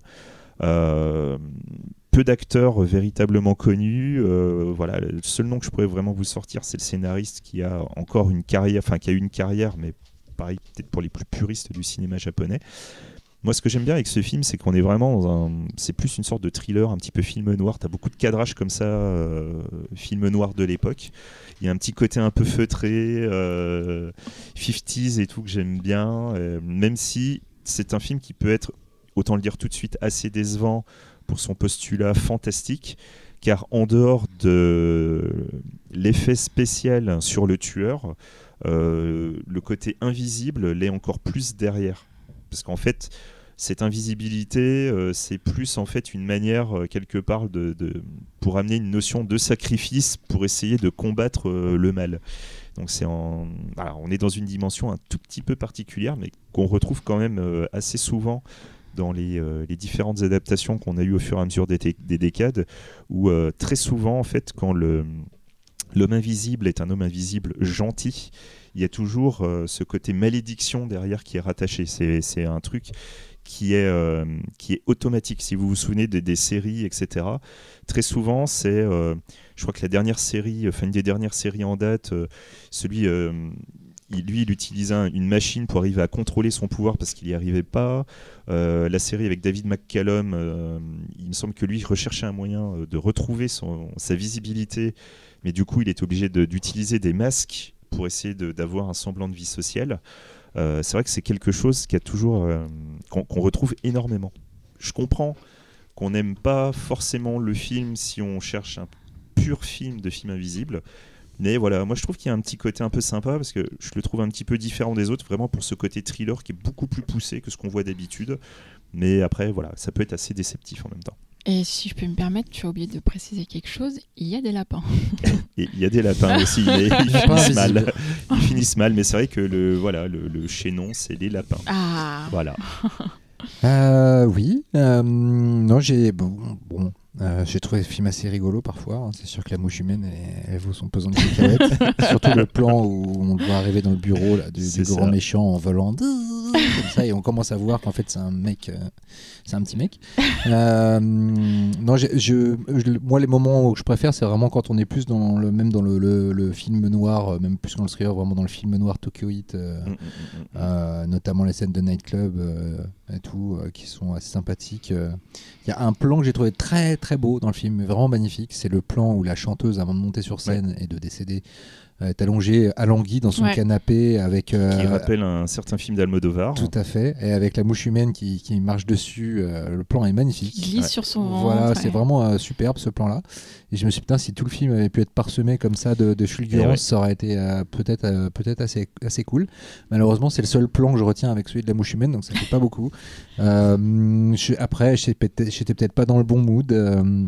Mais bon, après, ça fait partie de ces petites pas perles, je dirais, perlouses plutôt du cinéma bis japonais, dont on ne connaît pas vraiment l'existence et ça a le mérite de rappeler que le cinéma bis japonais, c'est pas que Godzilla et quelques c'est pas bis Godzilla Tokusatsu, non mais ce qu'on considère comme certains beaucoup, Godzilla, je veux dire, le premier Godzilla n'est pas bis, mais il a été après suivi. C'est parti en vrille, mais si on prend toute la saga Godzilla, je pense qu'il y a plus de bis que de non bis, malheureusement. Mais ce qui est intéressant par rapport à Godzilla, c'est que dans celui-là, au final, on sent aussi le trauma d'Hiroshima. Tout à fait, il y a un dialogue qui en parle, qui arrive presque comme un cheveu sur la soupe d'ailleurs par rapport à toutes les autres conversations qu'ils peuvent avoir. Exactement, puis même le héros invisible, c'est une espèce de jeune premier totalement, et qui a toujours la banane, le sourire. T'as l'impression d'un peu d'être dans Astro Boy parfois. Enfin, c'est très étrange, c'est au carrefour de plusieurs influences, ce qui fait, je trouve, l'intérêt du film, parce que parfois tu t'attends pas à avoir des... Ça c'est le son d'approbation de Prof X, c'est la première fois qu'il nous le fait, donc de temps en temps quand dans le fond vous entendez c'est qu'il est d'accord. C'est l'approbation. Et voilà, c'est une curiosité, mais je me relèverai pas la nuit pour le revoir. Moi je suis d'accord avec le terme de curiosité qu'utilise Laurent, c'est exactement ça, c'est-à-dire que oui, déjà je ne savais pas que ce film existait, mais bon, il y a plein de films dont je connais gens, je pense, et je pense pas que je l'aurais vu de moi-même, mais voilà, comme tu dis, c'est bien de savoir que ça existe aussi, ce genre de film. Après, c'est clair qu'il y a un rythme particulier. Alors, tu parlais d'Harvey, Cyril, mais celui-là, je le trouve quand même plus difficile à suivre. J'ai un peu lutté. Quoi. Donc, mais voilà, après, et j'avoue ne pas avoir tout compris.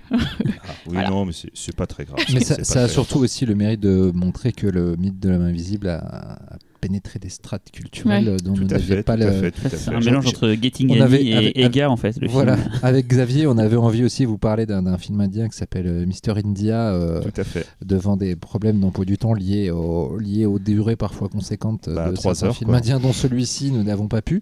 Mais voilà, c'est vrai que l'homme invisible, finalement, c'est pas une on va dire, il n'y a pas une pléthore de productions sur le sujet, mais en revanche on en trouve un peu partout, et c'était bien de voir que même au Japon ils s'en sont emparés. Et ben c'est une très belle transition parce qu'avant de parler du mien, je voulais parler rapidement. Mais du coup, t'en as pensé quoi, toi? Que ok, noté, c'est que dire noté. de plus? Moi, petit détail, c'est que Kitano a fait un petit hommage au film de Getting Annie. C'est un mélange de Getting Annie et de Eiga en fait. Parce que dans Getting Annie, il se transforme en mouche, pas petite, mais en mouche attirée par un gros tas de merde. Quoi. Voilà. Donc je disais c'est une belle transition par rapport à ce que disait Laurent, c'est qu'avant d'attaquer mon truc, je voulais juste faire un tout petit clin d'œil sur un film qu'on avait passé au pif il y a 3 ans qui s'appelait The Unseen de Geoffrey Knapp, qui est un film du coup canadien. On parle aussi des différents pays qui a un titre français car il est sorti en VOD il y a pas longtemps. C'est Invisible je crois. Voilà. C'est pas mal comme titre finalement. Ils sont pas trop fait chier. Pas trop fait chier, mais voilà, c'est pour dire que c'est ça que c'est un quand on l'avait vu celui-là, une des raisons pour lesquelles c'est pas un film parfait, hein. Je sais que les gens ont pas forcément trop kiffé, mais je l'aime bien pour plein de raisons et je trouve qu'il a plein de défauts, mais c'est vrai qu'on voit tellement peu souvent des films d'hommes invisibles que quand je l'ai vu, j'ai dit putain, ça fait plaisir d'en voir un en plus avec des trucs nouveaux sur et d'ailleurs ça va aller un petit peu dans le film dont je vais parler après, sur des trucs où il y a des semi-invisibilités, des choses comme ça et tout. Je trouve ça assez intéressant d'aller là-dessus. J'avais failli le prendre pour cette émission parce que je me rappelais d'un film imparfait mais vachement intéressant, déjà sur la métaphore peut-être un peu grosse, mais c'est un col bleu, ça se passe dans une région un peu déshéritée des États-Unis où il n'y a plus vraiment de boulot, etc. Donc le mec devient invisible avait une résonance politique intéressante. Sa fille aussi. Et puis la relation avec la fille était bien aussi. Mais c'est un film voilà, qui a montré que c'est pas un genre. D'ailleurs, je me suis mis à regarder, je crois qu'il y a peut-être moins de 50 films d'hommes invisibles dans l'histoire du cinéma. Il y en a un peu plus, mais. Franchement, non. Il y en a plus. Mais peut-être 55, allez. Non, il y en a plus. Vous lirez le dossier dans Mad. Non, on les a pas tous, on les a pas tous traités. Franchement, c'est pas un genre qui. Après, si tu comptes des films où il y a un homme invisible, genre La Ligue des Gentlemen Extraordinaires par exemple, peut-être qu'il y en a un peu plus, mais. Non, mais après, le truc, c'est que thématiquement, c'est. Pour le cinéma, c'est chaud en fait. Déjà, Harry Potter. Filmer l'invisible, c'est un défi en soi. Premièrement, deuxièmement, thématiquement, tu plaques pas n'importe quelle histoire. C'est pas comme les vampires où tu peux foutre les vampires à toutes les sauces. Est-ce qu'on va voir des hommes invisibles dans le futur? Ça change pas grand-chose finalement au problème. Alors que les vampires, tu peux imaginer qu'ils ont pris le contrôle de la planète. Voilà. Tandis que si les hommes invisibles prenaient le contrôle de la planète, on se ferait chier. Quoi. Bah ouais, il n'y aurait plus de télévision, il n'y aurait que de la radio en fait. Ouais, c'est surtout, on filmerait que des chaises vides et des voix qui. Il n'y aurait que des podcasts en fait. Voilà. Du coup, le film dont j'ai choisi, donc moi, je ne vais pas faire une mystère du choix, c'est Les Aventures de l'homme invisible de John Carpenter, un film de 1992, qui est pour moi, et je sais que c'est prévisible apparemment d'avoir choisi ce film. Je m'explique pourquoi d'ailleurs, Xavier, mais bon, après on en parlera. Mais c'est un film que j'adore et que je sais, même s'il est considéré comme mineur dans la filmographie de Carpenter, c'est un film que j'aime beaucoup. Peut-être parce que c'est peut-être un des premiers que j'ai pu voir à l'époque, gamin, 92, je crois, j'avais 12 piges et je l'ai vu, je crois. Pas en salle mais sur Canal et tout, c'est un de mes premiers Carpenter, donc forcément j'ai une petite côté Madeleine de Proust.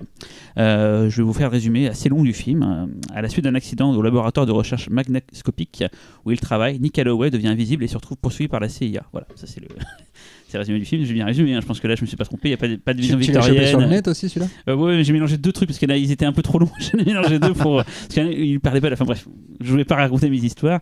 C'est l'adaptation d'un bouquin, Memoir of an Invisible Man de H.F. Saint, un bouquin de 1987. Donc c'est un bouquin assez récent, donc l'adaptation a eu lieu 5 ans après. J'ai lu 2-3 avis d'ailleurs sur le livre et la comparaison livre-film. Peut-être que vous avez dû lire le bouquin, toi qui as quasiment tout lu. Ah non, tiens, pour une fois. Bah désolé. Apparemment le bouquin met davantage l'accent sur le désespoir du héros, il y a moins d'humour, il part dans des directions totalement différentes. Par exemple le personnage, grâce à son invisibilité, va faire fortune à Wall Street par exemple. C'est des trucs qu'il n'y a pas du tout dans le film. Faut savoir donc c'est un film qui a été initié par son acteur principal, Chevy Chase. Alors Chevy Chase était un peu la star du Saturday Night Live à l'époque, surtout connu aux États-Unis, beaucoup moins en France. On lui doit des films, c'était un peu la star donc des premiers films, on va dire de les Saturday Night Live comme les National Lampoon, donc il y a Le Golf en folie, Bonjour les vacances, c'est l'acteur principal de Fletch. C'est vrai qu'il a utilisé justement ce projet de l'homme invisible pour essayer de s'écarter un peu de sa vague humoristique, et ce qui fait d'ailleurs qui a beaucoup plombé le film, on va y venir après. Et c'est vrai qu'il a eu une période un peu de vache maigre. Il est revenu un peu en état de grâce il y a quelques années grâce à la série télé Community où il avait un rôle complètement fou dedans, quoi. Mais et il est reparti en couille aussi à cause de Community parce que apparemment son comportement sur le plateau était assez compliqué. C'est ce qui s'est passé d'ailleurs sur le film. Avant d'en parler, je vais essayer de parler des autres acteurs, de Daryl Hannah, sublime Daryl Hannah qu'on a découvert dans Fury de Palma, qu'on a vu plus tard dans Blade Runner, dans Splash. C'est une actrice de son époque, j'ai envie de dire, qui est non mais dans le sens Véronique, dans le sens où on la voit beaucoup moins maintenant, mais c'est que c'était une incontournable dans les années 80-90, mais ouais, on la voit beaucoup moins ces derniers temps, mais voilà, c'était une très belle actrice et hyper intéressante pour la et tout quoi. Et dedans Sam Neill, et c'est pas un hasard qui est Sam Neill, enfin c'est un hasard, mais ça va, il y a une rencontre qui s'est faite, j'en parlerai aussi après, entre Carpenter et Sam Neill, qui a donné d'ailleurs l'autre film derrière. L'Antre de la folie, pour ne pas le nommer. Sam Neill, qu'on a vu dans Possession, dans Jurassic Park, dans je sais pas combien de films. Le son piano, d'ailleurs, The Dish aussi, je crois, il joue dedans. C'est un acteur qu'on a vu dans plein de films et que personnellement j'adore. Voilà quoi. Donc, c'est une commande à la base de Chevy Chase. Event Horizon. Event Horizon, c'est vrai, putain. Le seul bon film de Paul H. Anderson. W. Anderson oui, c'est le W, lui. Il faut jamais confondre avec Magnolia. Ouais. Donc c'est une commande de Chevy Chase et il y a eu conflit. Donc Carpenter, faut savoir qu'à l'époque, il venait de sortir donc de Los Angeles, Invasion de Los Angeles, et il n'avait pas fait de film de studio depuis Jack Burton dans Les Griffes du Mandarin, où c'était très très très mal placé avec la Fox. Et là, c'est un nouveau film de studio, c'est Warner, et du coup il a un peu moins les coups des franches, et ça il le sait dès le départ. Il sait que ça va être plus ou moins des prérogatives, mais ça va pas laisser ça va laisser comme des séquelles. J'ai d'ailleurs récupéré des interviews d'époque pour qu'on puisse avoir un peu son état d'esprit. Donc déjà embrouille avec Chevy Chase qui impose beaucoup trop de choses. Par exemple le recours d'avoir une voix off, ce qui n'est pas un truc habituel chez Carpenter, mais là du coup il y en a quand même beaucoup dans le film. C'est souvent un des reproches qu'on fait d'ailleurs au film, et je vous vois opiner du chef, donc je pense que c'est un truc qui a dû vous saouler. Du coup Carpenter a assuré le minimum de la promotion. C'est une des rares fois d'ailleurs où il n'a pas signé la BO, c'est Charlie Walker qui la signe, qui d'ailleurs refera celle plus tard de Los Angeles 2013, un autre film sur lequel Carpenter a un peu galéré. Donc la rencontre avec Sam Neill, comme je l'ai dit, le film n'a pas très très bien réussi aux États-Unis. Il a fait 15 millions de dollars de recettes pour 40 de budget, ce qui est quand même, ça fait un peu mal. Et souvent, ce genre de truc aux États-Unis, c'est radical. D'ailleurs, tu refais plus de films à part dans les circuits indés, mais en tout cas dans les studios, quoi. Pourtant, le film était quand même doté d'un budget confortable. Il y avait, on le voit à l'écran, on va en parler après, les effets spéciaux, il y a quand même pas mal quand même. Carpenter dit que c'est l'histoire d'un film, d'un marginal qui, en devenant invisible, doit renoncer à sa vie, enfin à la vie.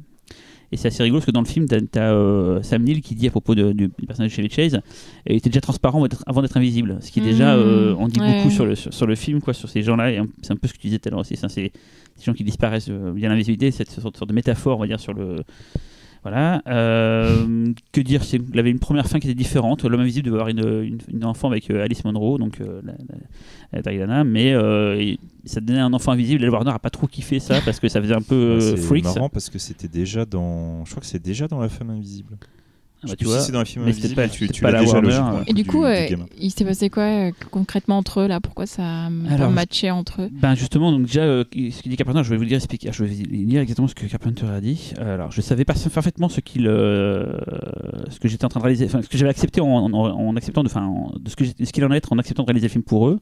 Donc je ne vais pas me plaindre, il n'allait pas se plaindre. Néanmoins, on aurait quand même pu exploiter en salle une version du film un peu plus audacieuse, c'est ce qu'il regrette. Comme c'est un film onéreux produit par un grand studio, il a souffert de ce dont souffrent les nombreux films de studio, c'est les projections test, qui donc jouent la vie d'un film en disant bah ça, le public n'a pas aimé, vous virez, machin et tout. Et souvent ça fait des films très uniformes et avec un peu moins d'aspérité, quoi. Il dit on m'engage pour ma vision, mais quand elle est édulcorée, c'est plus vraiment mon film. D'ailleurs, mon nom n'apparaît pas au-dessus du titre, c'est pas un film de Carpenter ou un John Carpenter présente. Donc il dit ce n'est pas mon film. À l'époque, apparemment, il était assez dégoûté, il a refusé de faire la promo et tout. Il dit maintenant qu'avec le recul, le film n'est pas aussi mauvais qu'il pensait à l'époque. Il dit que c'est une belle tentative, mais c'est un échec au final. C'est un projet que je voulais faire avec un comédien avec lequel je voulais travailler. Je me suis dit que je passerais un bon moment, mais ça n'a pas été le cas. Et ça s'est tellement mal passé que pour la première fois de ma vie, je me suis dit, je dois peut-être arrêter et ne plus faire de film plutôt que faire ça, quoi. Vraiment, il a eu les boules, quoi. Il a dit on a essayé de ménager la chair et le chou, ça n'a pas marché, mais alors pas du tout. C'est Chevy Chase qui était la star, c'est lui qui a pris comme c'était Chevy Chase qui a un peu proposé tout ça, il a pris la responsabilité de l'échec du film. Il dit Carpenter que c'est une preuve de courage, et il dit à la fin, ça c'est rigolo, il continue d'ailleurs à m'envoyer des cartes de vœux tous les ans, donc comme quoi ils ne sont pas envoyés plus que ça, quoi. Donc voilà, c'est vrai que c'est un film malade, mais voilà, j'ai parlé un peu de la genèse, mais non, je vais expliquer pourquoi moi j'ai choisi ce film, pourquoi je l'aime. Déjà parce que voilà, ce que je disais tout à l'heure, le coup du chewing-gum, t'avais totalement raison, mais là on les voit, ces putains d'effets de moitié homme, ce sera encore plus tard dans le film dont on va parler Laurent, mais il y a tout ce que j'aime dans le cinéma fantastique, c'est de voir l'impossible, voir l'invisible. Je parlais tout à l'heure à moitié visible, le coup du bâtiment là qui devient où il y a l'expérience scientifique où il devient à moitié visible, mais c'est des images que j'aime voir au cinéma, où je me dis putain c'est cool ce médium-là, il est génial parce qu'il me permet de voir des choses qu'on peut pas voir. Après, il y a des trucs tout moche quand il court sur la plage avec les bracelets de forge, mais je sais pas, j'aime bien ce film-là. C'est vrai que le film, quand tu réfléchis, il raconte pas grand-chose en fait. C'est ça, son grand défaut, c'est que finalement, il est invisible, il va se cacher, et puis il y a des gens qui arrivent. Enfin, tu vois, c'est fil amoureux. Ouais. En fait, il y a une incompatibilité dans le projet, entre le projet de base qui est de montrer un mec qui est déjà invisible parce qu'il ne représente rien dans la société, parce qu'il est totalement inutile, c'est un parasite, et qui devient effectivement invisible. Mais en fait, c'est parce qu'il devient invisible qu'il comprend qu'il a besoin de remplir de ne plus être le parasite qu'il était. Et c'est ça qui est intéressant. C'est pas un sale type, c'est juste un mec transparent. Voilà, c'est un mec transparent, mais c'est en ça qu'en fait, moi, je trouve que. D'ailleurs, c'est un peu le même. Moi, je trouve que les films qu'on a choisis, je pense que vous commencez à comprendre le mien, quel va être le mien, sont assez proches parce qu'ils ont souffert, je trouve, d'un même procès d'intention par rapport à l'identité de leur réalisateur. Et qu'on leur reproche d'être des films mineurs parce que vont peut-être pas au-delà d'une idée de base. Mais nos deux réalisateurs sont aussi des gens qui ont fait des films d'entertainment et le tien remplit très bien sa fonction. Il n'est pas transgressif le bien. Mon acteur de Carpenter, c'est une transgression. Et là, effectivement, c'est très flat, très mou finalement, mais ça m'a jamais peut-être parce que quand je l'ai vu à l'époque, j'avais pas forcément vu d'autres films de Carpenter, donc j'avais pas forcément idée de ce qu'il avait fait avant ou autre et tout, donc ça m'a pas spécialement choqué plus que ça. Moi, je trouve que le film tient toujours la route aujourd'hui. Je trouve toujours, on se fait pas chier. Chevy Chase, on peut dire ce qu'on veut, le mec a un capital de sympathie quand il arrive à l'écran, il le fait très bien. Daryl Hannah, elle a vraiment un côté rassurant parce que le mec, il est quand même, il vit quand même une bonne grosse loose et elle a ce côté un peu rassurant. C'est très hollywoodien, Sammy, il est très menaçant. Voilà. Je trouve que ça reste un film qui se suit avec énormément de plaisir et puis qui a des effets spéciaux plutôt cool. Carpenter prouve quand même qu'il était capable de manier des grosses machines sans avoir à rougir de mecs peut-être plus, on va dire, techniques dans leur approche des effets spéciaux numériques, etc. Ouais, moi je trouve que c'est toujours un plaisir ce film.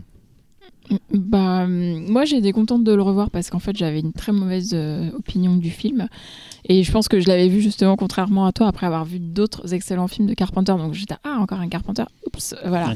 Ouais, et là en fait j'ai été moins sévère en le revoyant et je trouve qu'il y a quand même un côté, alors certes ça raconte pas grand chose mais par contre c'est hyper ludique, c'est-à-dire comme tu dis, c'est pour ça que j'ai pensé au chewing-gum tout à l'heure, c'est-à-dire que t'as envie de voir ça quand même au moins une fois et lui il le fait, en fait il fait tous les trucs qu'on a envie d'imaginer quand il mange, quand il vomit, quand il machin, et du coup c'est hyper marrant, je vais pas dire drôle et je l'ai dit et du coup voilà, ça reste très rigolo à voir, mais et j'aime bien le personnage de Chevy Chase qui est marrant. Et alors le seul truc qui est différent aussi avec les autres films, c'est que Carpenter utilise un dispositif qu'il n'y a pas dans les autres, c'est-à-dire qu'on voit l'homme invisible, nous spectateurs, donc il y a une espèce de on sort du dispositif, il est invisible, c'est-à-dire quand on est les seuls à le voir, on le voit en fait, enfin à savoir qu'il est là, on le voit. Je pense donc, d'ailleurs qu'il doit y avoir peut-être un petit Chevy Chase derrière qui dit on me voit pas, ouais, dans c'est ça, non mais peut-être tu joues un homme invisible mec, oui mais quand même. Ouais, mais du coup c'est quand même bien fait, je trouve, enfin c'était casse-gueule aussi de faire ça et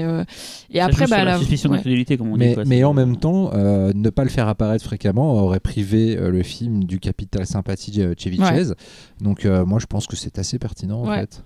Moi, c'est un peu comme les films de fantômes où on voit le fantôme qui dit moi je suis là et tout, et personne le voit. Exactement. J'avais été traumatisé quand j'étais gamin par un film avec Chevy Chase qui est passé à la télé française dont je ne me rappelle plus le titre, où c'est une espèce de comédie policière un peu d'espionnage où il y a un tueur, il est poursuivi par un tueur albinos. La Fletch non, c'est pas un Fletch justement. Ça se finit plus ou moins, je crois, dans un opéra ou un théâtre avec une scène un peu à L'homme qui en savait trop. Je me rappelle plus de ce film. Si vous vous en rappelez, dites-moi le titre. Et j'ai découvert ce film vraiment très jeune. Et je vénère Chevy Chase à cause de ce film parce que le film avait vraiment fait triper. Et non, je trouve que c'est un mec qui a vraiment un capital de sympathie assez dingue, même si on sait que dans la vraie vie, apparemment, c'est un connard fini. Mais à l'écran, c'est toujours cool de le voir, je trouve. Moi par contre je suis désolé, je suis un mec moins sympa et tout. C'est pas que je déteste le film, mais juste voilà, c'est vraiment un film qui me passionne, mais pas du tout quoi. Il y a des trucs cool dedans, il y a des super idées, il y a des super idées en effets spéciaux et tout, enfin. Mais so what. Mais voilà quoi. Ça fait un peu récré de John Carpenter quoi. Récré que tu sens un peu douloureuse quand même parce que. Il en a chié. Mais je trouve que ça se sent un peu quoi. Tu vois, il y a pas ce truc. Tu vois, même un film raté quand tu sais que les gens ont apprécié et tout. Tu vois, t'as un truc qui se ressent. Là, il y a des trucs. Bah là, un film de commande raté, ça commence. Moi, un des rares que j'ai pas vu, voilà, c'est Village des damnés. Il paraît que c'est pas terrible aussi. Ouais. C'est Oh lequel non, des moi je deux préfère le Village des damnés. ouais. Moi.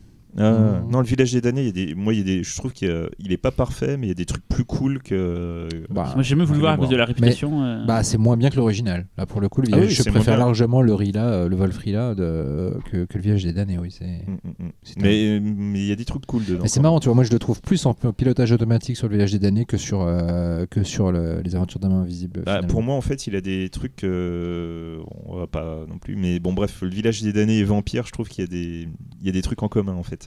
Sur le fait que tu as l'impression. J'adore en fait, Vampire, ouais. Non, mais c'est pour le côté un peu. Ces deux films-là, en fait, me faisaient penser à De Palma, où genre, comme s'il avait eu des scènes en tête et en fait, il a créé son film autour. Vampire, c'est un peu ça. Hein. Et le Village des damnés et Vampire, ça donne cette impression-là, en fait. Mais et pourquoi alors prévisible? Non, mais c'est.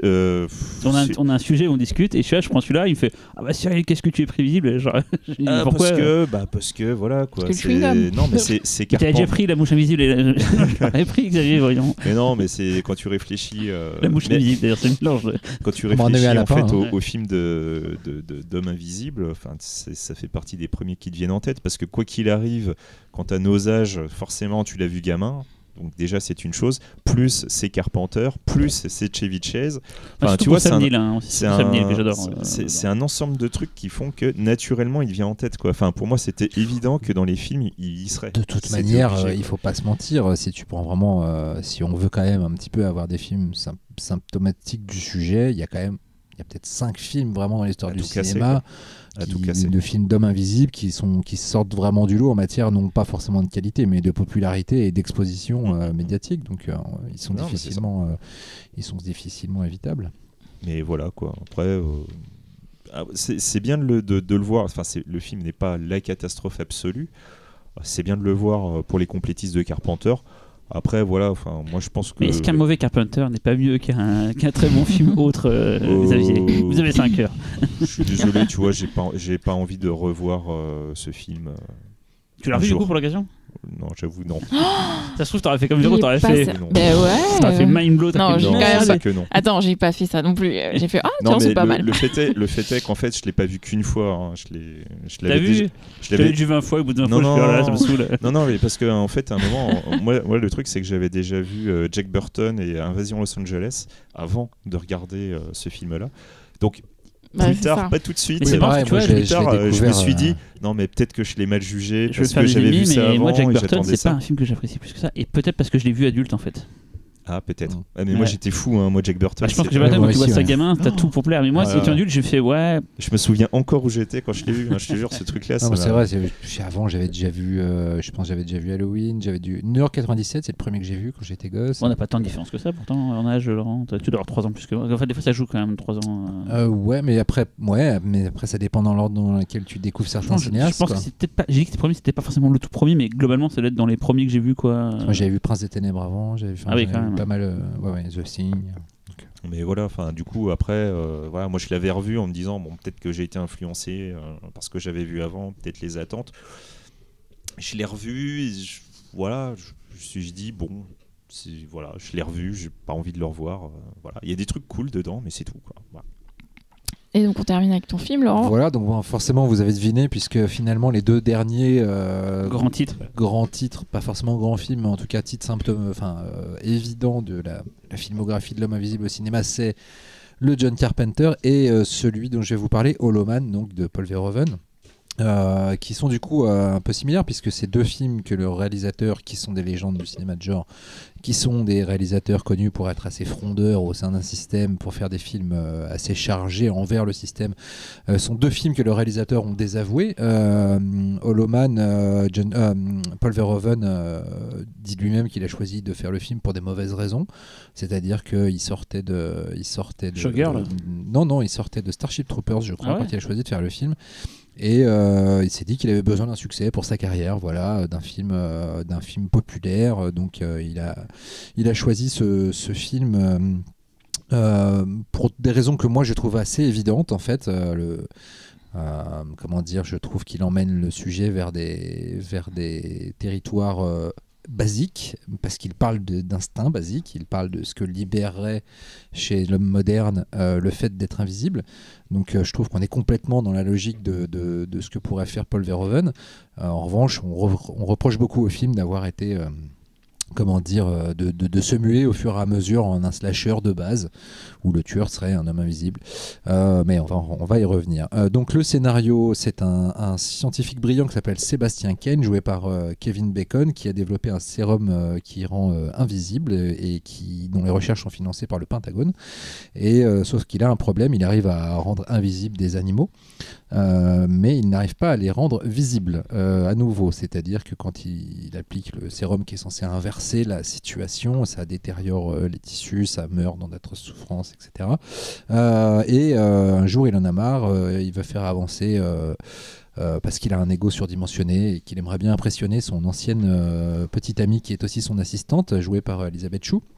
Il teste le sérum sur lui, et c'est là que ça part en cacahuète, car déjà d'une nature égotistique, Sébastien Kane va se sentir pousser des ailes de vis, je dis n'importe quoi, par le biais de son invisibilité, et se sentir surtout, on va dire, affranchi des limites morales humaines, parce que personne ne peut voir les saloperies qu'il va faire. Voilà. Donc le film commence comme un film de scientifique fou, clairement, avec dans un schéma très Jekyll et Hyde, on en parlait tout à l'heure. On est plus du coup dans ce qu'on attend d'un film sur un scientifique qui teste sur lui-même son sérum d'invisibilité, et c'est vrai qu'il n'y a pas forcément de surprise à ce niveau-là, si ce n'est que la surprise, c'est peut-être le fait que à partir de ce moment, Kevin Bacon va devenir un gros obsédé du cul, qui va vouloir baiser tout ce qui passe ou tripoter tout ce qui passe à partir du moment où il est invisible. D'ailleurs, c'est pas le seul. Il était déjà un peu avant quand même. Ouais, et il l'était déjà.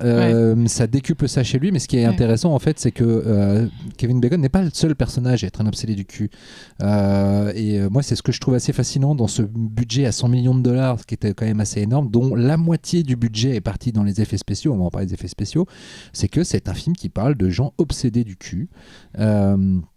De la part de Verhoeven, de prendre cette grosse machine hollywoodienne pour en faire pas un monument de vulgarité, mais en tout cas le jeter à la face des spectateurs et des exécutifs hollywoodiens, et de leur dire nous sommes aussi dominés par nos pulsions, et l'invisibilité pourrait être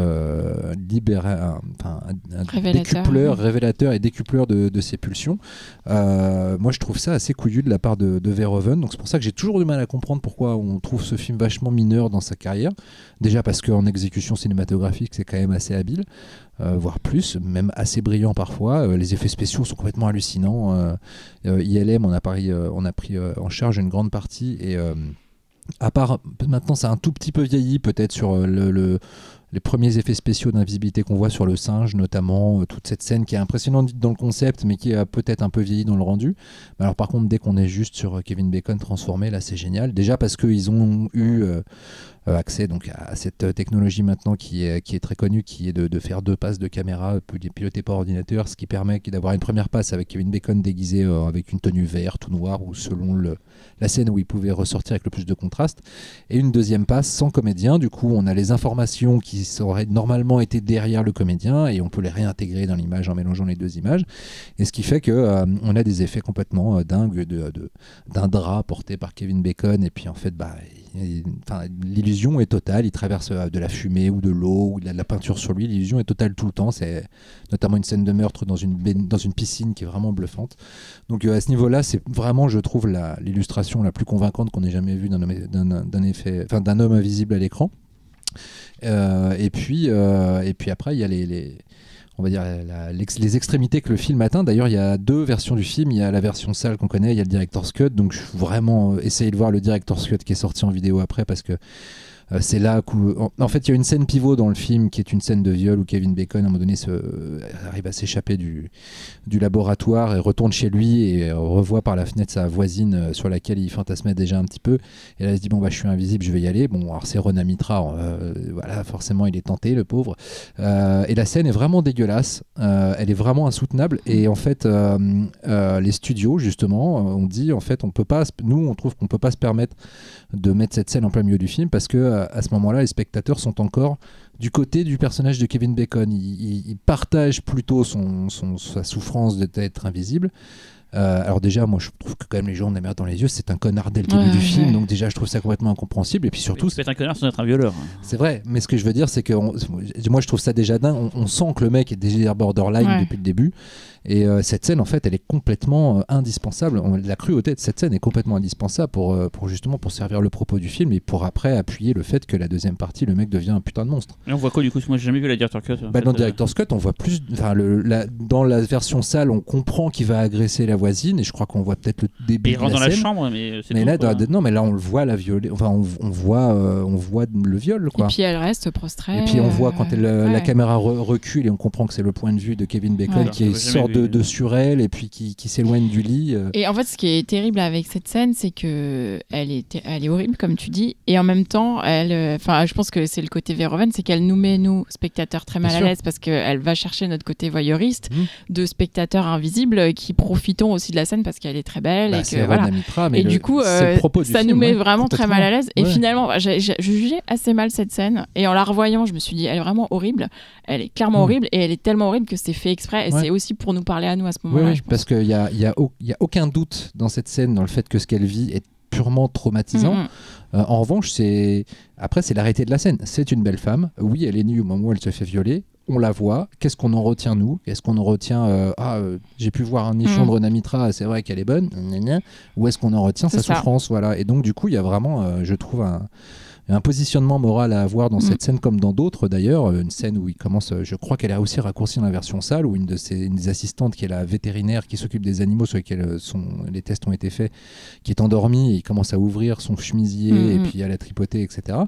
Donc voilà, mais en même temps ce n'est pas une condamnation non plus du sexe, parce qu'on a le personnage d'Elizabeth Shue qui était en couple avant avec le personnage Kevin Bacon et qui est maintenant en couple avec un autre scientifique du film joué par Josh Brolin, un Josh Brolin pré-Thanos qui n'a peut-être pas le charisme qu'il a aujourd'hui dans le film, peut-être, mais et eux aussi, c'est simple, quand ils sont pas dans le laboratoire, ils passent leur temps à baiser, à parler de cul, etc. Donc, mais c'est mignon, je trouve. Mais eux, c'est mignon. Mais en même temps, qu'ils la violent pas. Ouais, finalement. Ça tient à rien des fois. Voilà. Et voilà, je trouve ça intéressant. Verhoeven a toujours dit qu'on était des êtres de chair. Sa filmographie ne parle que de ça. Il a quand même écrit une biographie de Jésus, et quand il a voulu l'adapter au cinéma, qu'on lui a dit mais ça va ressembler à quoi, il a dit je montrerai que Jésus c'est un mec comme tout le monde, il chiait. Voilà, ça résume bien, je trouve, la philosophie de Paul Verhoeven, et je trouve que Hollow Man, du coup, sur le thème de l'invisibilité, c'est le film qui va le plus loin dans le malaise, enfin le plus loin de ce que j'ai pu voir, dans le malaise psychologique que peut susciter cette capacité qui peut émerveiller d'une certaine façon, mais qui dans d'autres utilités pourrait on va dire déboucher sur quelque chose d'assez malaisant, voire dégueulasse. Et voilà, Kevin Bacon est génial. En plus, il a quand même une implication physique de tous les instants, puisqu'il était là même quand il n'est pas là, et il est souvent à poil d'ailleurs. Je pense que il est moins beau gosse que dans Hypnose. C'est vrai. Et puis aussi, je trouve qu'il y a un personnage féminin génial, Elizabeth Shue. Elle est géniale. Déjà parce que ça a beau être une nana, elle a une sexualité, elle la kiffe, elle est scientifique. Elle est scientifique, elle se laisse pas emmerder par des mecs. À la fin, elle est ultra badass, c'est quand même elle, l'action hero du film, c'est elle, et puis elle le fait super bien. D'ailleurs même, elle s'est d'ailleurs niquée. Elle a eu une grosse blessure pendant le tournage du film. Le tournage était interrompu pendant assez longtemps. Il a même été question de la remplacer parce que et de retourner des scènes avec une autre actrice parce que ça prenait trop de temps à guérir. Et elle est vraiment impressionnante. Je pense à la scène où elle a l'espèce de lance-flamme là, à la fin. Et il y a une explosion à côté d'elle. On voit qu'elle se baisse pour éviter les flammes. Enfin, on a vraiment l'impression qu'elle en a chié. Elle est ultra impliquée. Elle est super, franchement. Voilà, moi je vous pousse à revoir ce film et peut-être le réévaluer. Même comment Paul Verhoeven en dit du mal aujourd'hui. Il trouve que c'est un film qui aurait pu être tourné par n'importe qui d'autre et qu'il ne retrouve pas sa patte. Et c'est le moment où il s'est dit que Hollywood c'était peut-être plus fait pour lui.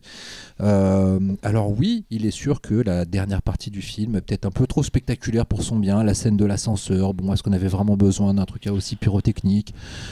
Mais je trouve que c'est pas, c'est toujours agréable à voir, une bonne scène de suspense bien filmée, d'une, et puis de deux. C'est SF. D'une.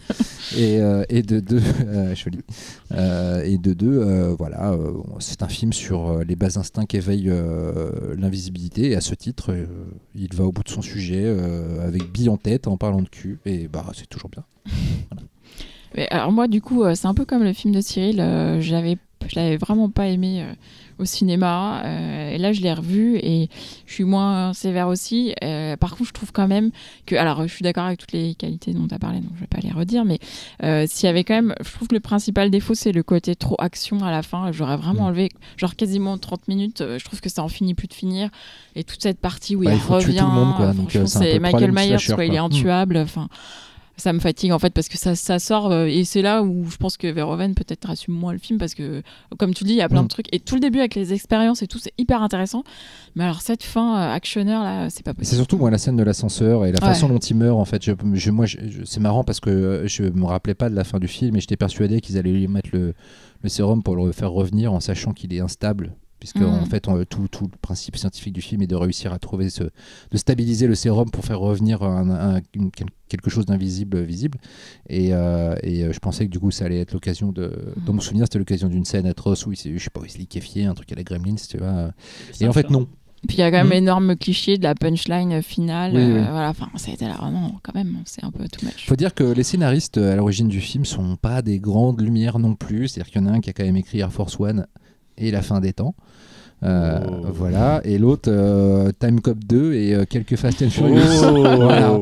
Donc est-ce que quelque part Verhoeven n'aurait peut-être pas dû essayer d'élever un peu le débat et ne pas se contenter peut-être de filmer un script en y décelant certaines obsessions qui correspondent à son film jusqu'à pas les trois quarts mais au moins la moitié quoi. Pendant la moitié du film c'est un Verhoeven sans doute. Oui mais c'est après où le côté juste de mon avis mais vas-y. Moi je l'ai pas vu pour l'occasion, je suis désolé du coup mais bon à l'époque j'avais la même chose que Véronique, c'est-à-dire le côté même toi d'ailleurs le côté slasher à la fin m'avait un peu saoulé, c'est-à-dire que je t'ai pas venu voir ça en fait ça pourrait être n'importe quel slasher à la con et là franchement ça n'a pas tant d'intérêt. Par contre il y a quand même une virtuosité technique tout du long. Voilà, ce que je veux dire, c'est les effets spéciaux qui sont. Je me souviens de Manouise à l'époque où il s'était détaillé, genre d'abord telle strate, après telle autre. Il te montrait les différentes couches de fabrication. Et c'est vrai qu'ils étaient à fond à l'époque, c'était un truc tout nouveau, je crois, pour l'époque. C'était les muscles, en fait. Ils avaient réussi à faire les muscles et la peau en numérique. Et c'était un des premiers trucs qui se faisait à l'époque. Et ILM, je crois que c'est ILM d'ailleurs qui a bossé dessus, avait dépassé des limites. Et moi, j'étais. Et je sais pas trop si ça a vieilli du coup, la côté synthèse à notre époque. Non, ça va. Franchement, ça va. À part la scène du singe, moi je trouve. Scène de l'ascenseur, je trouve. Ouais, un peu aussi. Voilà. C'est vrai, quand il est en décharné en fait. La piscine par exemple, quand il. Ah non, c'est hyper bien. Ça rend bien ça. Ouais. C'est ma seule peur que j'avais. Du coup, je l'ai pas revu. Donc voilà. J'aime bien le film. Et une des bonnes idées du film, c'est le masque que porte Kevin Bacon aussi. D'ailleurs, parlons du titre. Le film Hollow Man, c'est l'homme creux. Ça veut bien dire ce que ça veut dire. C'est un homme. Le personnage est quelqu'un qui n'a en lui que lui-même en fait. Il a un but de lui-même. Ça doit être quelqu'un d'une intelligence supérieure. Il ne pense qu'à sa propre réussite et à ce que les autres vont penser de lui. Donc il est totalement creux. Ce qui est visuellement illustré par ce masque qu'il porte et qui du coup est découpé au niveau des yeux et de la bouche. Je me souviens plus, quand il saigne, on voit le sang ou je me souviens plus dans le film Non. D'ailleurs, il y a une très belle scène où on lui lance du sang à la tronche pour pouvoir le voir et la scène est assez réussie. Et d'ailleurs, Elisabeth Chou dit à un moment donné le concept de Sébastien est plus intéressant que Sébastien lui-même. Et je trouve que le film a des dialogues assez savoureux. Il y a aussi d'ailleurs une référence à H.G. Wells détournée par une histoire de voyage dans le temps où elle dit où Kevin Bacon dit qu'il aimerait bien remonter dans le temps pour changer leur relation et il dit qu'il faudrait peut-être inventer la machine à voyager dans le temps.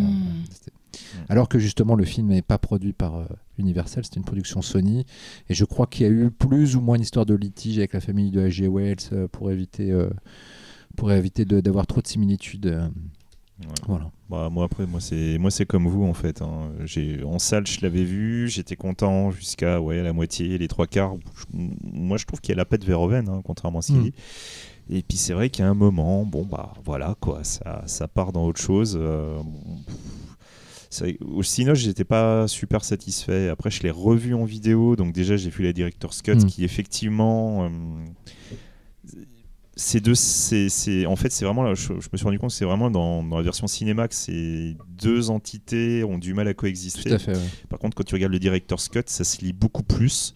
Même si du coup tu arrives à un truc trop basique après, mais tu as quand même des sursauts en fait dans la deuxième partie. Trop basique. Et instinct. et en l'occurrence, la scène avec le sang, qui est une des bonnes scènes parce que celle-là, elle est touchante. Enfin, elle a un côté vraiment tragique. Oui, parce que ce personnage est vraiment chouette. C'est ça, c'est un personnage chouette. Donc du coup, c'est un des problèmes de cette dernière partie. En fait, c'est pas tant le côté slasher, c'est qu'en fait, il y a quelques personnages qui sont attachants. Donc, quand ces personnages meurent, ça te fait quelque chose, mais il y en a beaucoup, c'est soit tu vois pas ce qui se passe, tu les découvres après, ou soit c'est des personnages insignifiants. C'est ça le vrai problème de cette deuxième partie. Moi personnellement, du coup, c'est un film que j'aime bien revoir de temps en temps et tout. C'est pas pour moi le Verhoeven ultime. Non, c'est clair. Mais je l'aime bien quand même. Et puis, moi, je trouve que le fait d'avoir pris un film à $100 millions à une époque où c'était à peu près le top du budget hollywoodien et d'en avoir fait un film quand même vraiment bête et méchant, enfin pas bête et méchant, c'est-à-dire qui fonce bille en tête dans son but, c'est-à-dire montrer que nous sommes tous des obsédés du cul et que si jamais on nous enlevait certaines barrières morales, on serait des gros violeurs en puissance. C'est vraiment un truc qui n'est pas du tout politiquement correct. Mais c'est là où Sony est intervenu, je pense, et a dû tourner le truc pour que justement ce soit. Alors c'est marrant parce que justement, justement un peu d'action le truc de la scène de viol. Pas ça, je parlais vraiment après. Non mais Verhoeven, par exemple, Verhoeven lui-même disait au moment de la sortie du film, je crois dans les bonus de la version salle quand elle est sortie en vidéo. On s'est aperçu que le public ne suivait plus Sébastien Ken à ce moment du film et qu'on pouvait pas mettre cette séquence-là. Enfin, il abondait plutôt dans le sens d'un ripollinage quelque part du film, alors que c'est Elisabeth Chou, le personnage intéressant. Déjà d'une et de deux, si le but du film est de montrer comment un connard devient encore plus connard, il faut qu'il fasse des trucs dégueulasses et s'il les fait pas, en effet, déjà, comme tu dis, le schisme entre la première et la deuxième partie, il est beaucoup trop fort. Alors qu'avec cette scène-là, on sait que c'est un monstre, on sait juste que les autres personnages ne le savent pas. Il y a aussi la scène du chien qui visuellement, c'est tout bête. Ça fait partie des trucs que j'adore dans le film. Donc à un moment donné, il est excédé par le fait d'être enfermé dans le labo, et il y a un des chiens test qui est invisible aussi, qui n'arrête pas d'aboyer, et au-dessus des cages, il y a des caméras infrarouges pour qu'on puisse quand même voir si le sujet est dans la cage ou pas. Et donc on voit rien. C'est-à-dire que Kevin Bacon est arrivé devant une cage vide, on entend que ça aboie, puis ça panote en haut sur la télé de surveillance avec la caméra infrarouge, et là on voit que Kevin Bacon se saisit du chien, le sort et l'explose contre les murs. Alors déjà la scène est plus longue dans le Director's Cut que dans le truc, et elle repose sur un petit truc cinématographique qui est tout con, et d'ailleurs à tel point que Paul Verhoeven a été accusé par une association de défense des animaux d'avoir véritablement tué un chien parce qu'ils n'ont pas vu le trick, alors qu'en fait à un moment donné il sort très brièvement de l'écran, prend le chien en prenant son élan pour l'exploser, et Verhoeven a dû montrer le vrai footage du film où on voit qu'en fait il passe le chien à un veto qui tout de suite lui donne un autre chien mais plus costaud qui lui donne le faux chien et qui l'éclate contre le mur, et oui, voilà, il y a une association qui a cru que c'était du snuff animalier. J'ai une remarque par rapport à tous ces films là dont on a parlé. En fait, on est tous les humains, quand on discute et qu'on parle de ce qu'on pourrait faire dans la vie, machin tout, la question de si t'étais invisible, qu'est-ce que tu ferais, et finalement toutes les idées un peu folles qu'on a, on les voit pas forcément dans les films qui ont été faits en fait. Pourquoi, dis-nous, c'est quoi ton idée, toi? Je sais pas, par exemple, pouvoir aller dans une salle de cinéma et s'asseoir sur une. Non, je non, mais je sais pas, j'ai pas d'idée en tête à l'instant, mais il y a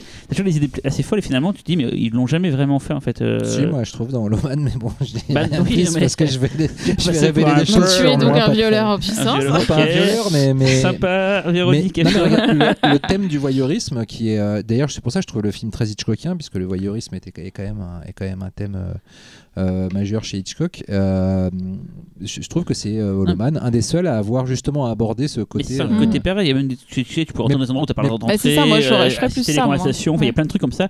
Et il y a même, sans faire un film d'horreur, même ça pourrait être pas une comédie, mais un truc un peu plus léger, il y aurait de quoi faire avec le fait d'être invisible, de pouvoir faire des trucs que tu peux jamais faire. Enfin voilà, c'est ça, et finalement je trouve que le film sur le sujet n'a pas encore été fait. Ouais, en plus c'était, je sais plus dans quel film vous disiez, c'est toi Cyril, dans ton film tu disais dans le bouquin par exemple il gagnait à Wall Street, par exemple, et il n'y a jamais eu d'utilisation de l'invisibilité pour du gain personnel en fait. Par exemple, ouais. Tu vois, même Jumper qui a un mauvais film sur le fait de pouvoir se téléporter, il utilisait quand même ça et tout, le film était mauvais, mais au moins il utilisait les bonnes idées du pouvoir en fait. Et je me dis toujours l'invisibilité. Après, justement, il y a un truc, c'est qu'il faut que visuellement ce soit intéressant. Si on voit un homme invisible qui pianote sur un ordinateur pour aller pour pareiller, enfin pour acheter des actions après être allé écouter des gars dans un bureau, est-ce que visuellement c'est intéressant à filmer? Mais je suis très curieux de voir le Lee Whannell. Par exemple, tu regardes quelqu'un faire son code de carte bleue. Non mais voilà. Et tu vois, tu prends Cyril par exemple sur Harvey, il a pas eu son content. T'as pas eu ton chewing-gum sur Harvey, et tu vois, ça t'a gêné. Alors que dans Holoman, t'as la bistouquette de Kevin Bacon. Non mais tu vois, il y a ça aussi, c'est qu'il y a un moment. Dans Director's Cut, on la voit, meuf. Non mais tout à l'heure, Laurent disait par exemple que je me souviens plus de cette scène-là, qu'en fait il profite d'une nana qui dort pour lui tripoter la poitrine. En fait, si elle dort, ils s'en foutent d'être invisibles en fait. Tu vois, c'est quand tu réfléchis, vu qu'elle dort, elle le voit pas, donc en fait là le côté invisible ça sert à rien. Parce que lui se sent libéré. Il y a un dialogue génial dans le film où il dit à quelqu'un, c'est vers le climax, lui dit t'es vraiment un enculé de faire ce que tu fais, de nous tuer et tout, et il dit mais tu sais pas, ce qui est génial c'est qu'en fait je n'ai plus à me regarder dans le miroir, je me vois plus, donc j'ai plus à faire face à ma propre morale en fait. Ça te désinhibe. Voilà. Et tu voulais rajouter un truc, je sais pas sur le. Non du tout. Et moi j'aime bien, mais sinon il y a une excellente suite. Voilà, j'allais dire, vas-y, je te laisse en parler. C'est qui d'ailleurs le réalisateur qui a fait le 2 Holoman 2, donc alias. En fait, tu arrives à la limite du concept de l'homme invisible, où tu as un homme invisible contre un homme invisible. Ah voilà. Ouais. C'est. Alors je vous laisse imaginer. Et ils se voient pas entre eux du coup. C'est compliqué. Tu sais qu'il y a un film qui est pas connu pour ça. Mais c'est vraiment très con. Ace Ventura en Afrique, il y a un homme invisible tout le long du film. Mais personne ne le sait quoi. Et là, j'ai lancé les gens d'Urban et tout. Non, mais tu peux prendre n'importe quel film, j'ai pris au hasard. Parce que je l'ai revu. Et tu fais croire que. Il est là. Je l'ai revu il y a longtemps. Tu crois quelqu'un qui a pas et quelqu'un fera, t'es sûr? Et regarde tous les plans, il y a des indices et tout. Et tu peux dire ça dans tous les films de la Terre. Il y a plus de chances qu'il y ait un lapin invisible dans Ace Ventura que. C'est vrai. Elle lâche pas l'affaire. Ah, mais elle est forte avec son lapin. Et donc Holoman 2, c'est à voir? Ah non, pas du tout.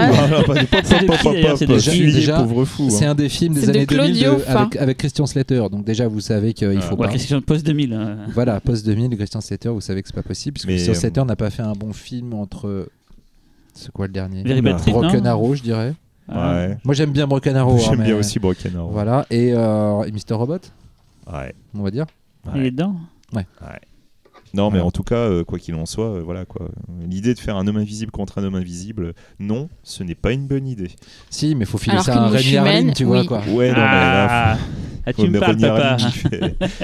Il fait exploser des choses. Il s'en fout qu'il y ait des hommes fausses. Mais non, il n'y a pas que des explosions dans Rémi Harlin. Il y a mieux que ça. Il y a des bazookas aussi. Non, Mindhunter, le gunfight sous-marin de Mindhunter. Mindhunter est un chef-d'œuvre.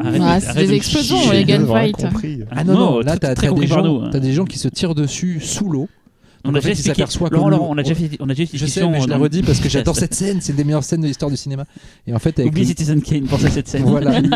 L'eau diminue la vélocité des balles, donc ils sont à 3 mètres l'un de l'autre. Et en fait, les balles sortent, puis elles ralentissent, puis elles tombent, tu vois. Donc ils s'aperçoivent qu'en fait, ils vont devoir se mettre sur la gueule parce qu'ils peuvent pas se taper dessus, se tirer dessus. C'est génial. Un peu comme la scène de baston sous l'eau dans Top Secret. Voilà, c'est un peu ça. On a un peu dévié, je crois. Pas du tout. On termine avec la musique.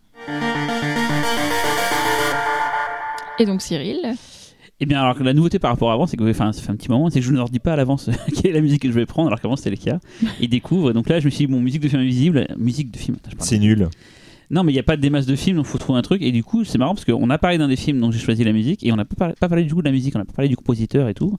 Et c'est Jerry Goldsmith. Holoman, voilà. Bien sûr. Avec Jerry Goldsmith. Je me suis dit que Jerry Goldsmith, pourquoi passer à côté? En plus, c'est la 3e collaboration entre Verhoeven et lui. Et les 2 premières collaborations, excusez du peu, c'est Total Recall et Basic Instinct. Autant dire 2 monuments de la DBO faits par Goldsmith. C'est quand même la moins bonne de leurs 3 collaborations. Oui, c'est la moins bonne, c'est sûr. Mais j'ai écouté, du coup, je me souviens plus du score de Charlie Walker, par exemple, sur Les Aventures de l'Homme Invisible. Il est pas ouf. Ça va, mais c'est pas d'un goût. Et en réécoutant le thème principal de Holoman cet après-midi, je me suis dit, tiens, en fait, il y a quand même des trucs. Goldsmith, ça reste un tueur, quoi. Mais effectivement, c'est pas du niveau Total Recall et encore moins de Basic Instinct. Mais c'était pas le moment. T'as des petites touches à la Basic Instinct. Les nappes un peu comme ça et tout. C'était pas le moment aussi. Il commençait pas mal mélanger synthé et orchestre. C'est le dernier. C'est quasiment. Il est mort en 2004 et c'est 2000, donc c'est quasiment. Je crois que c'est le. Il a fait encore 4 films derrière ça. Après, c'est fini, quoi. Donc. Parce que je trouve que c'est un de ceux où le synthé et l'orchestre se marient le moins bien. Voilà. En tout cas, on va écouter le main title, donc le titre principal de Hollow Man, et comme d'habitude, on va pas l'écouter, on va vous inviter à l'écouter. Voilà, on va vous mettre le lien pour aller l'écouter. Voilà. Et je vous remercie tous les trois. On fait des bisous à Talal qui sera avec nous la prochaine fois. Yes. N'hésitez pas, parce qu'on le redit pas si souvent, contrairement aux youtubeurs qui font que de faire chier avec ça.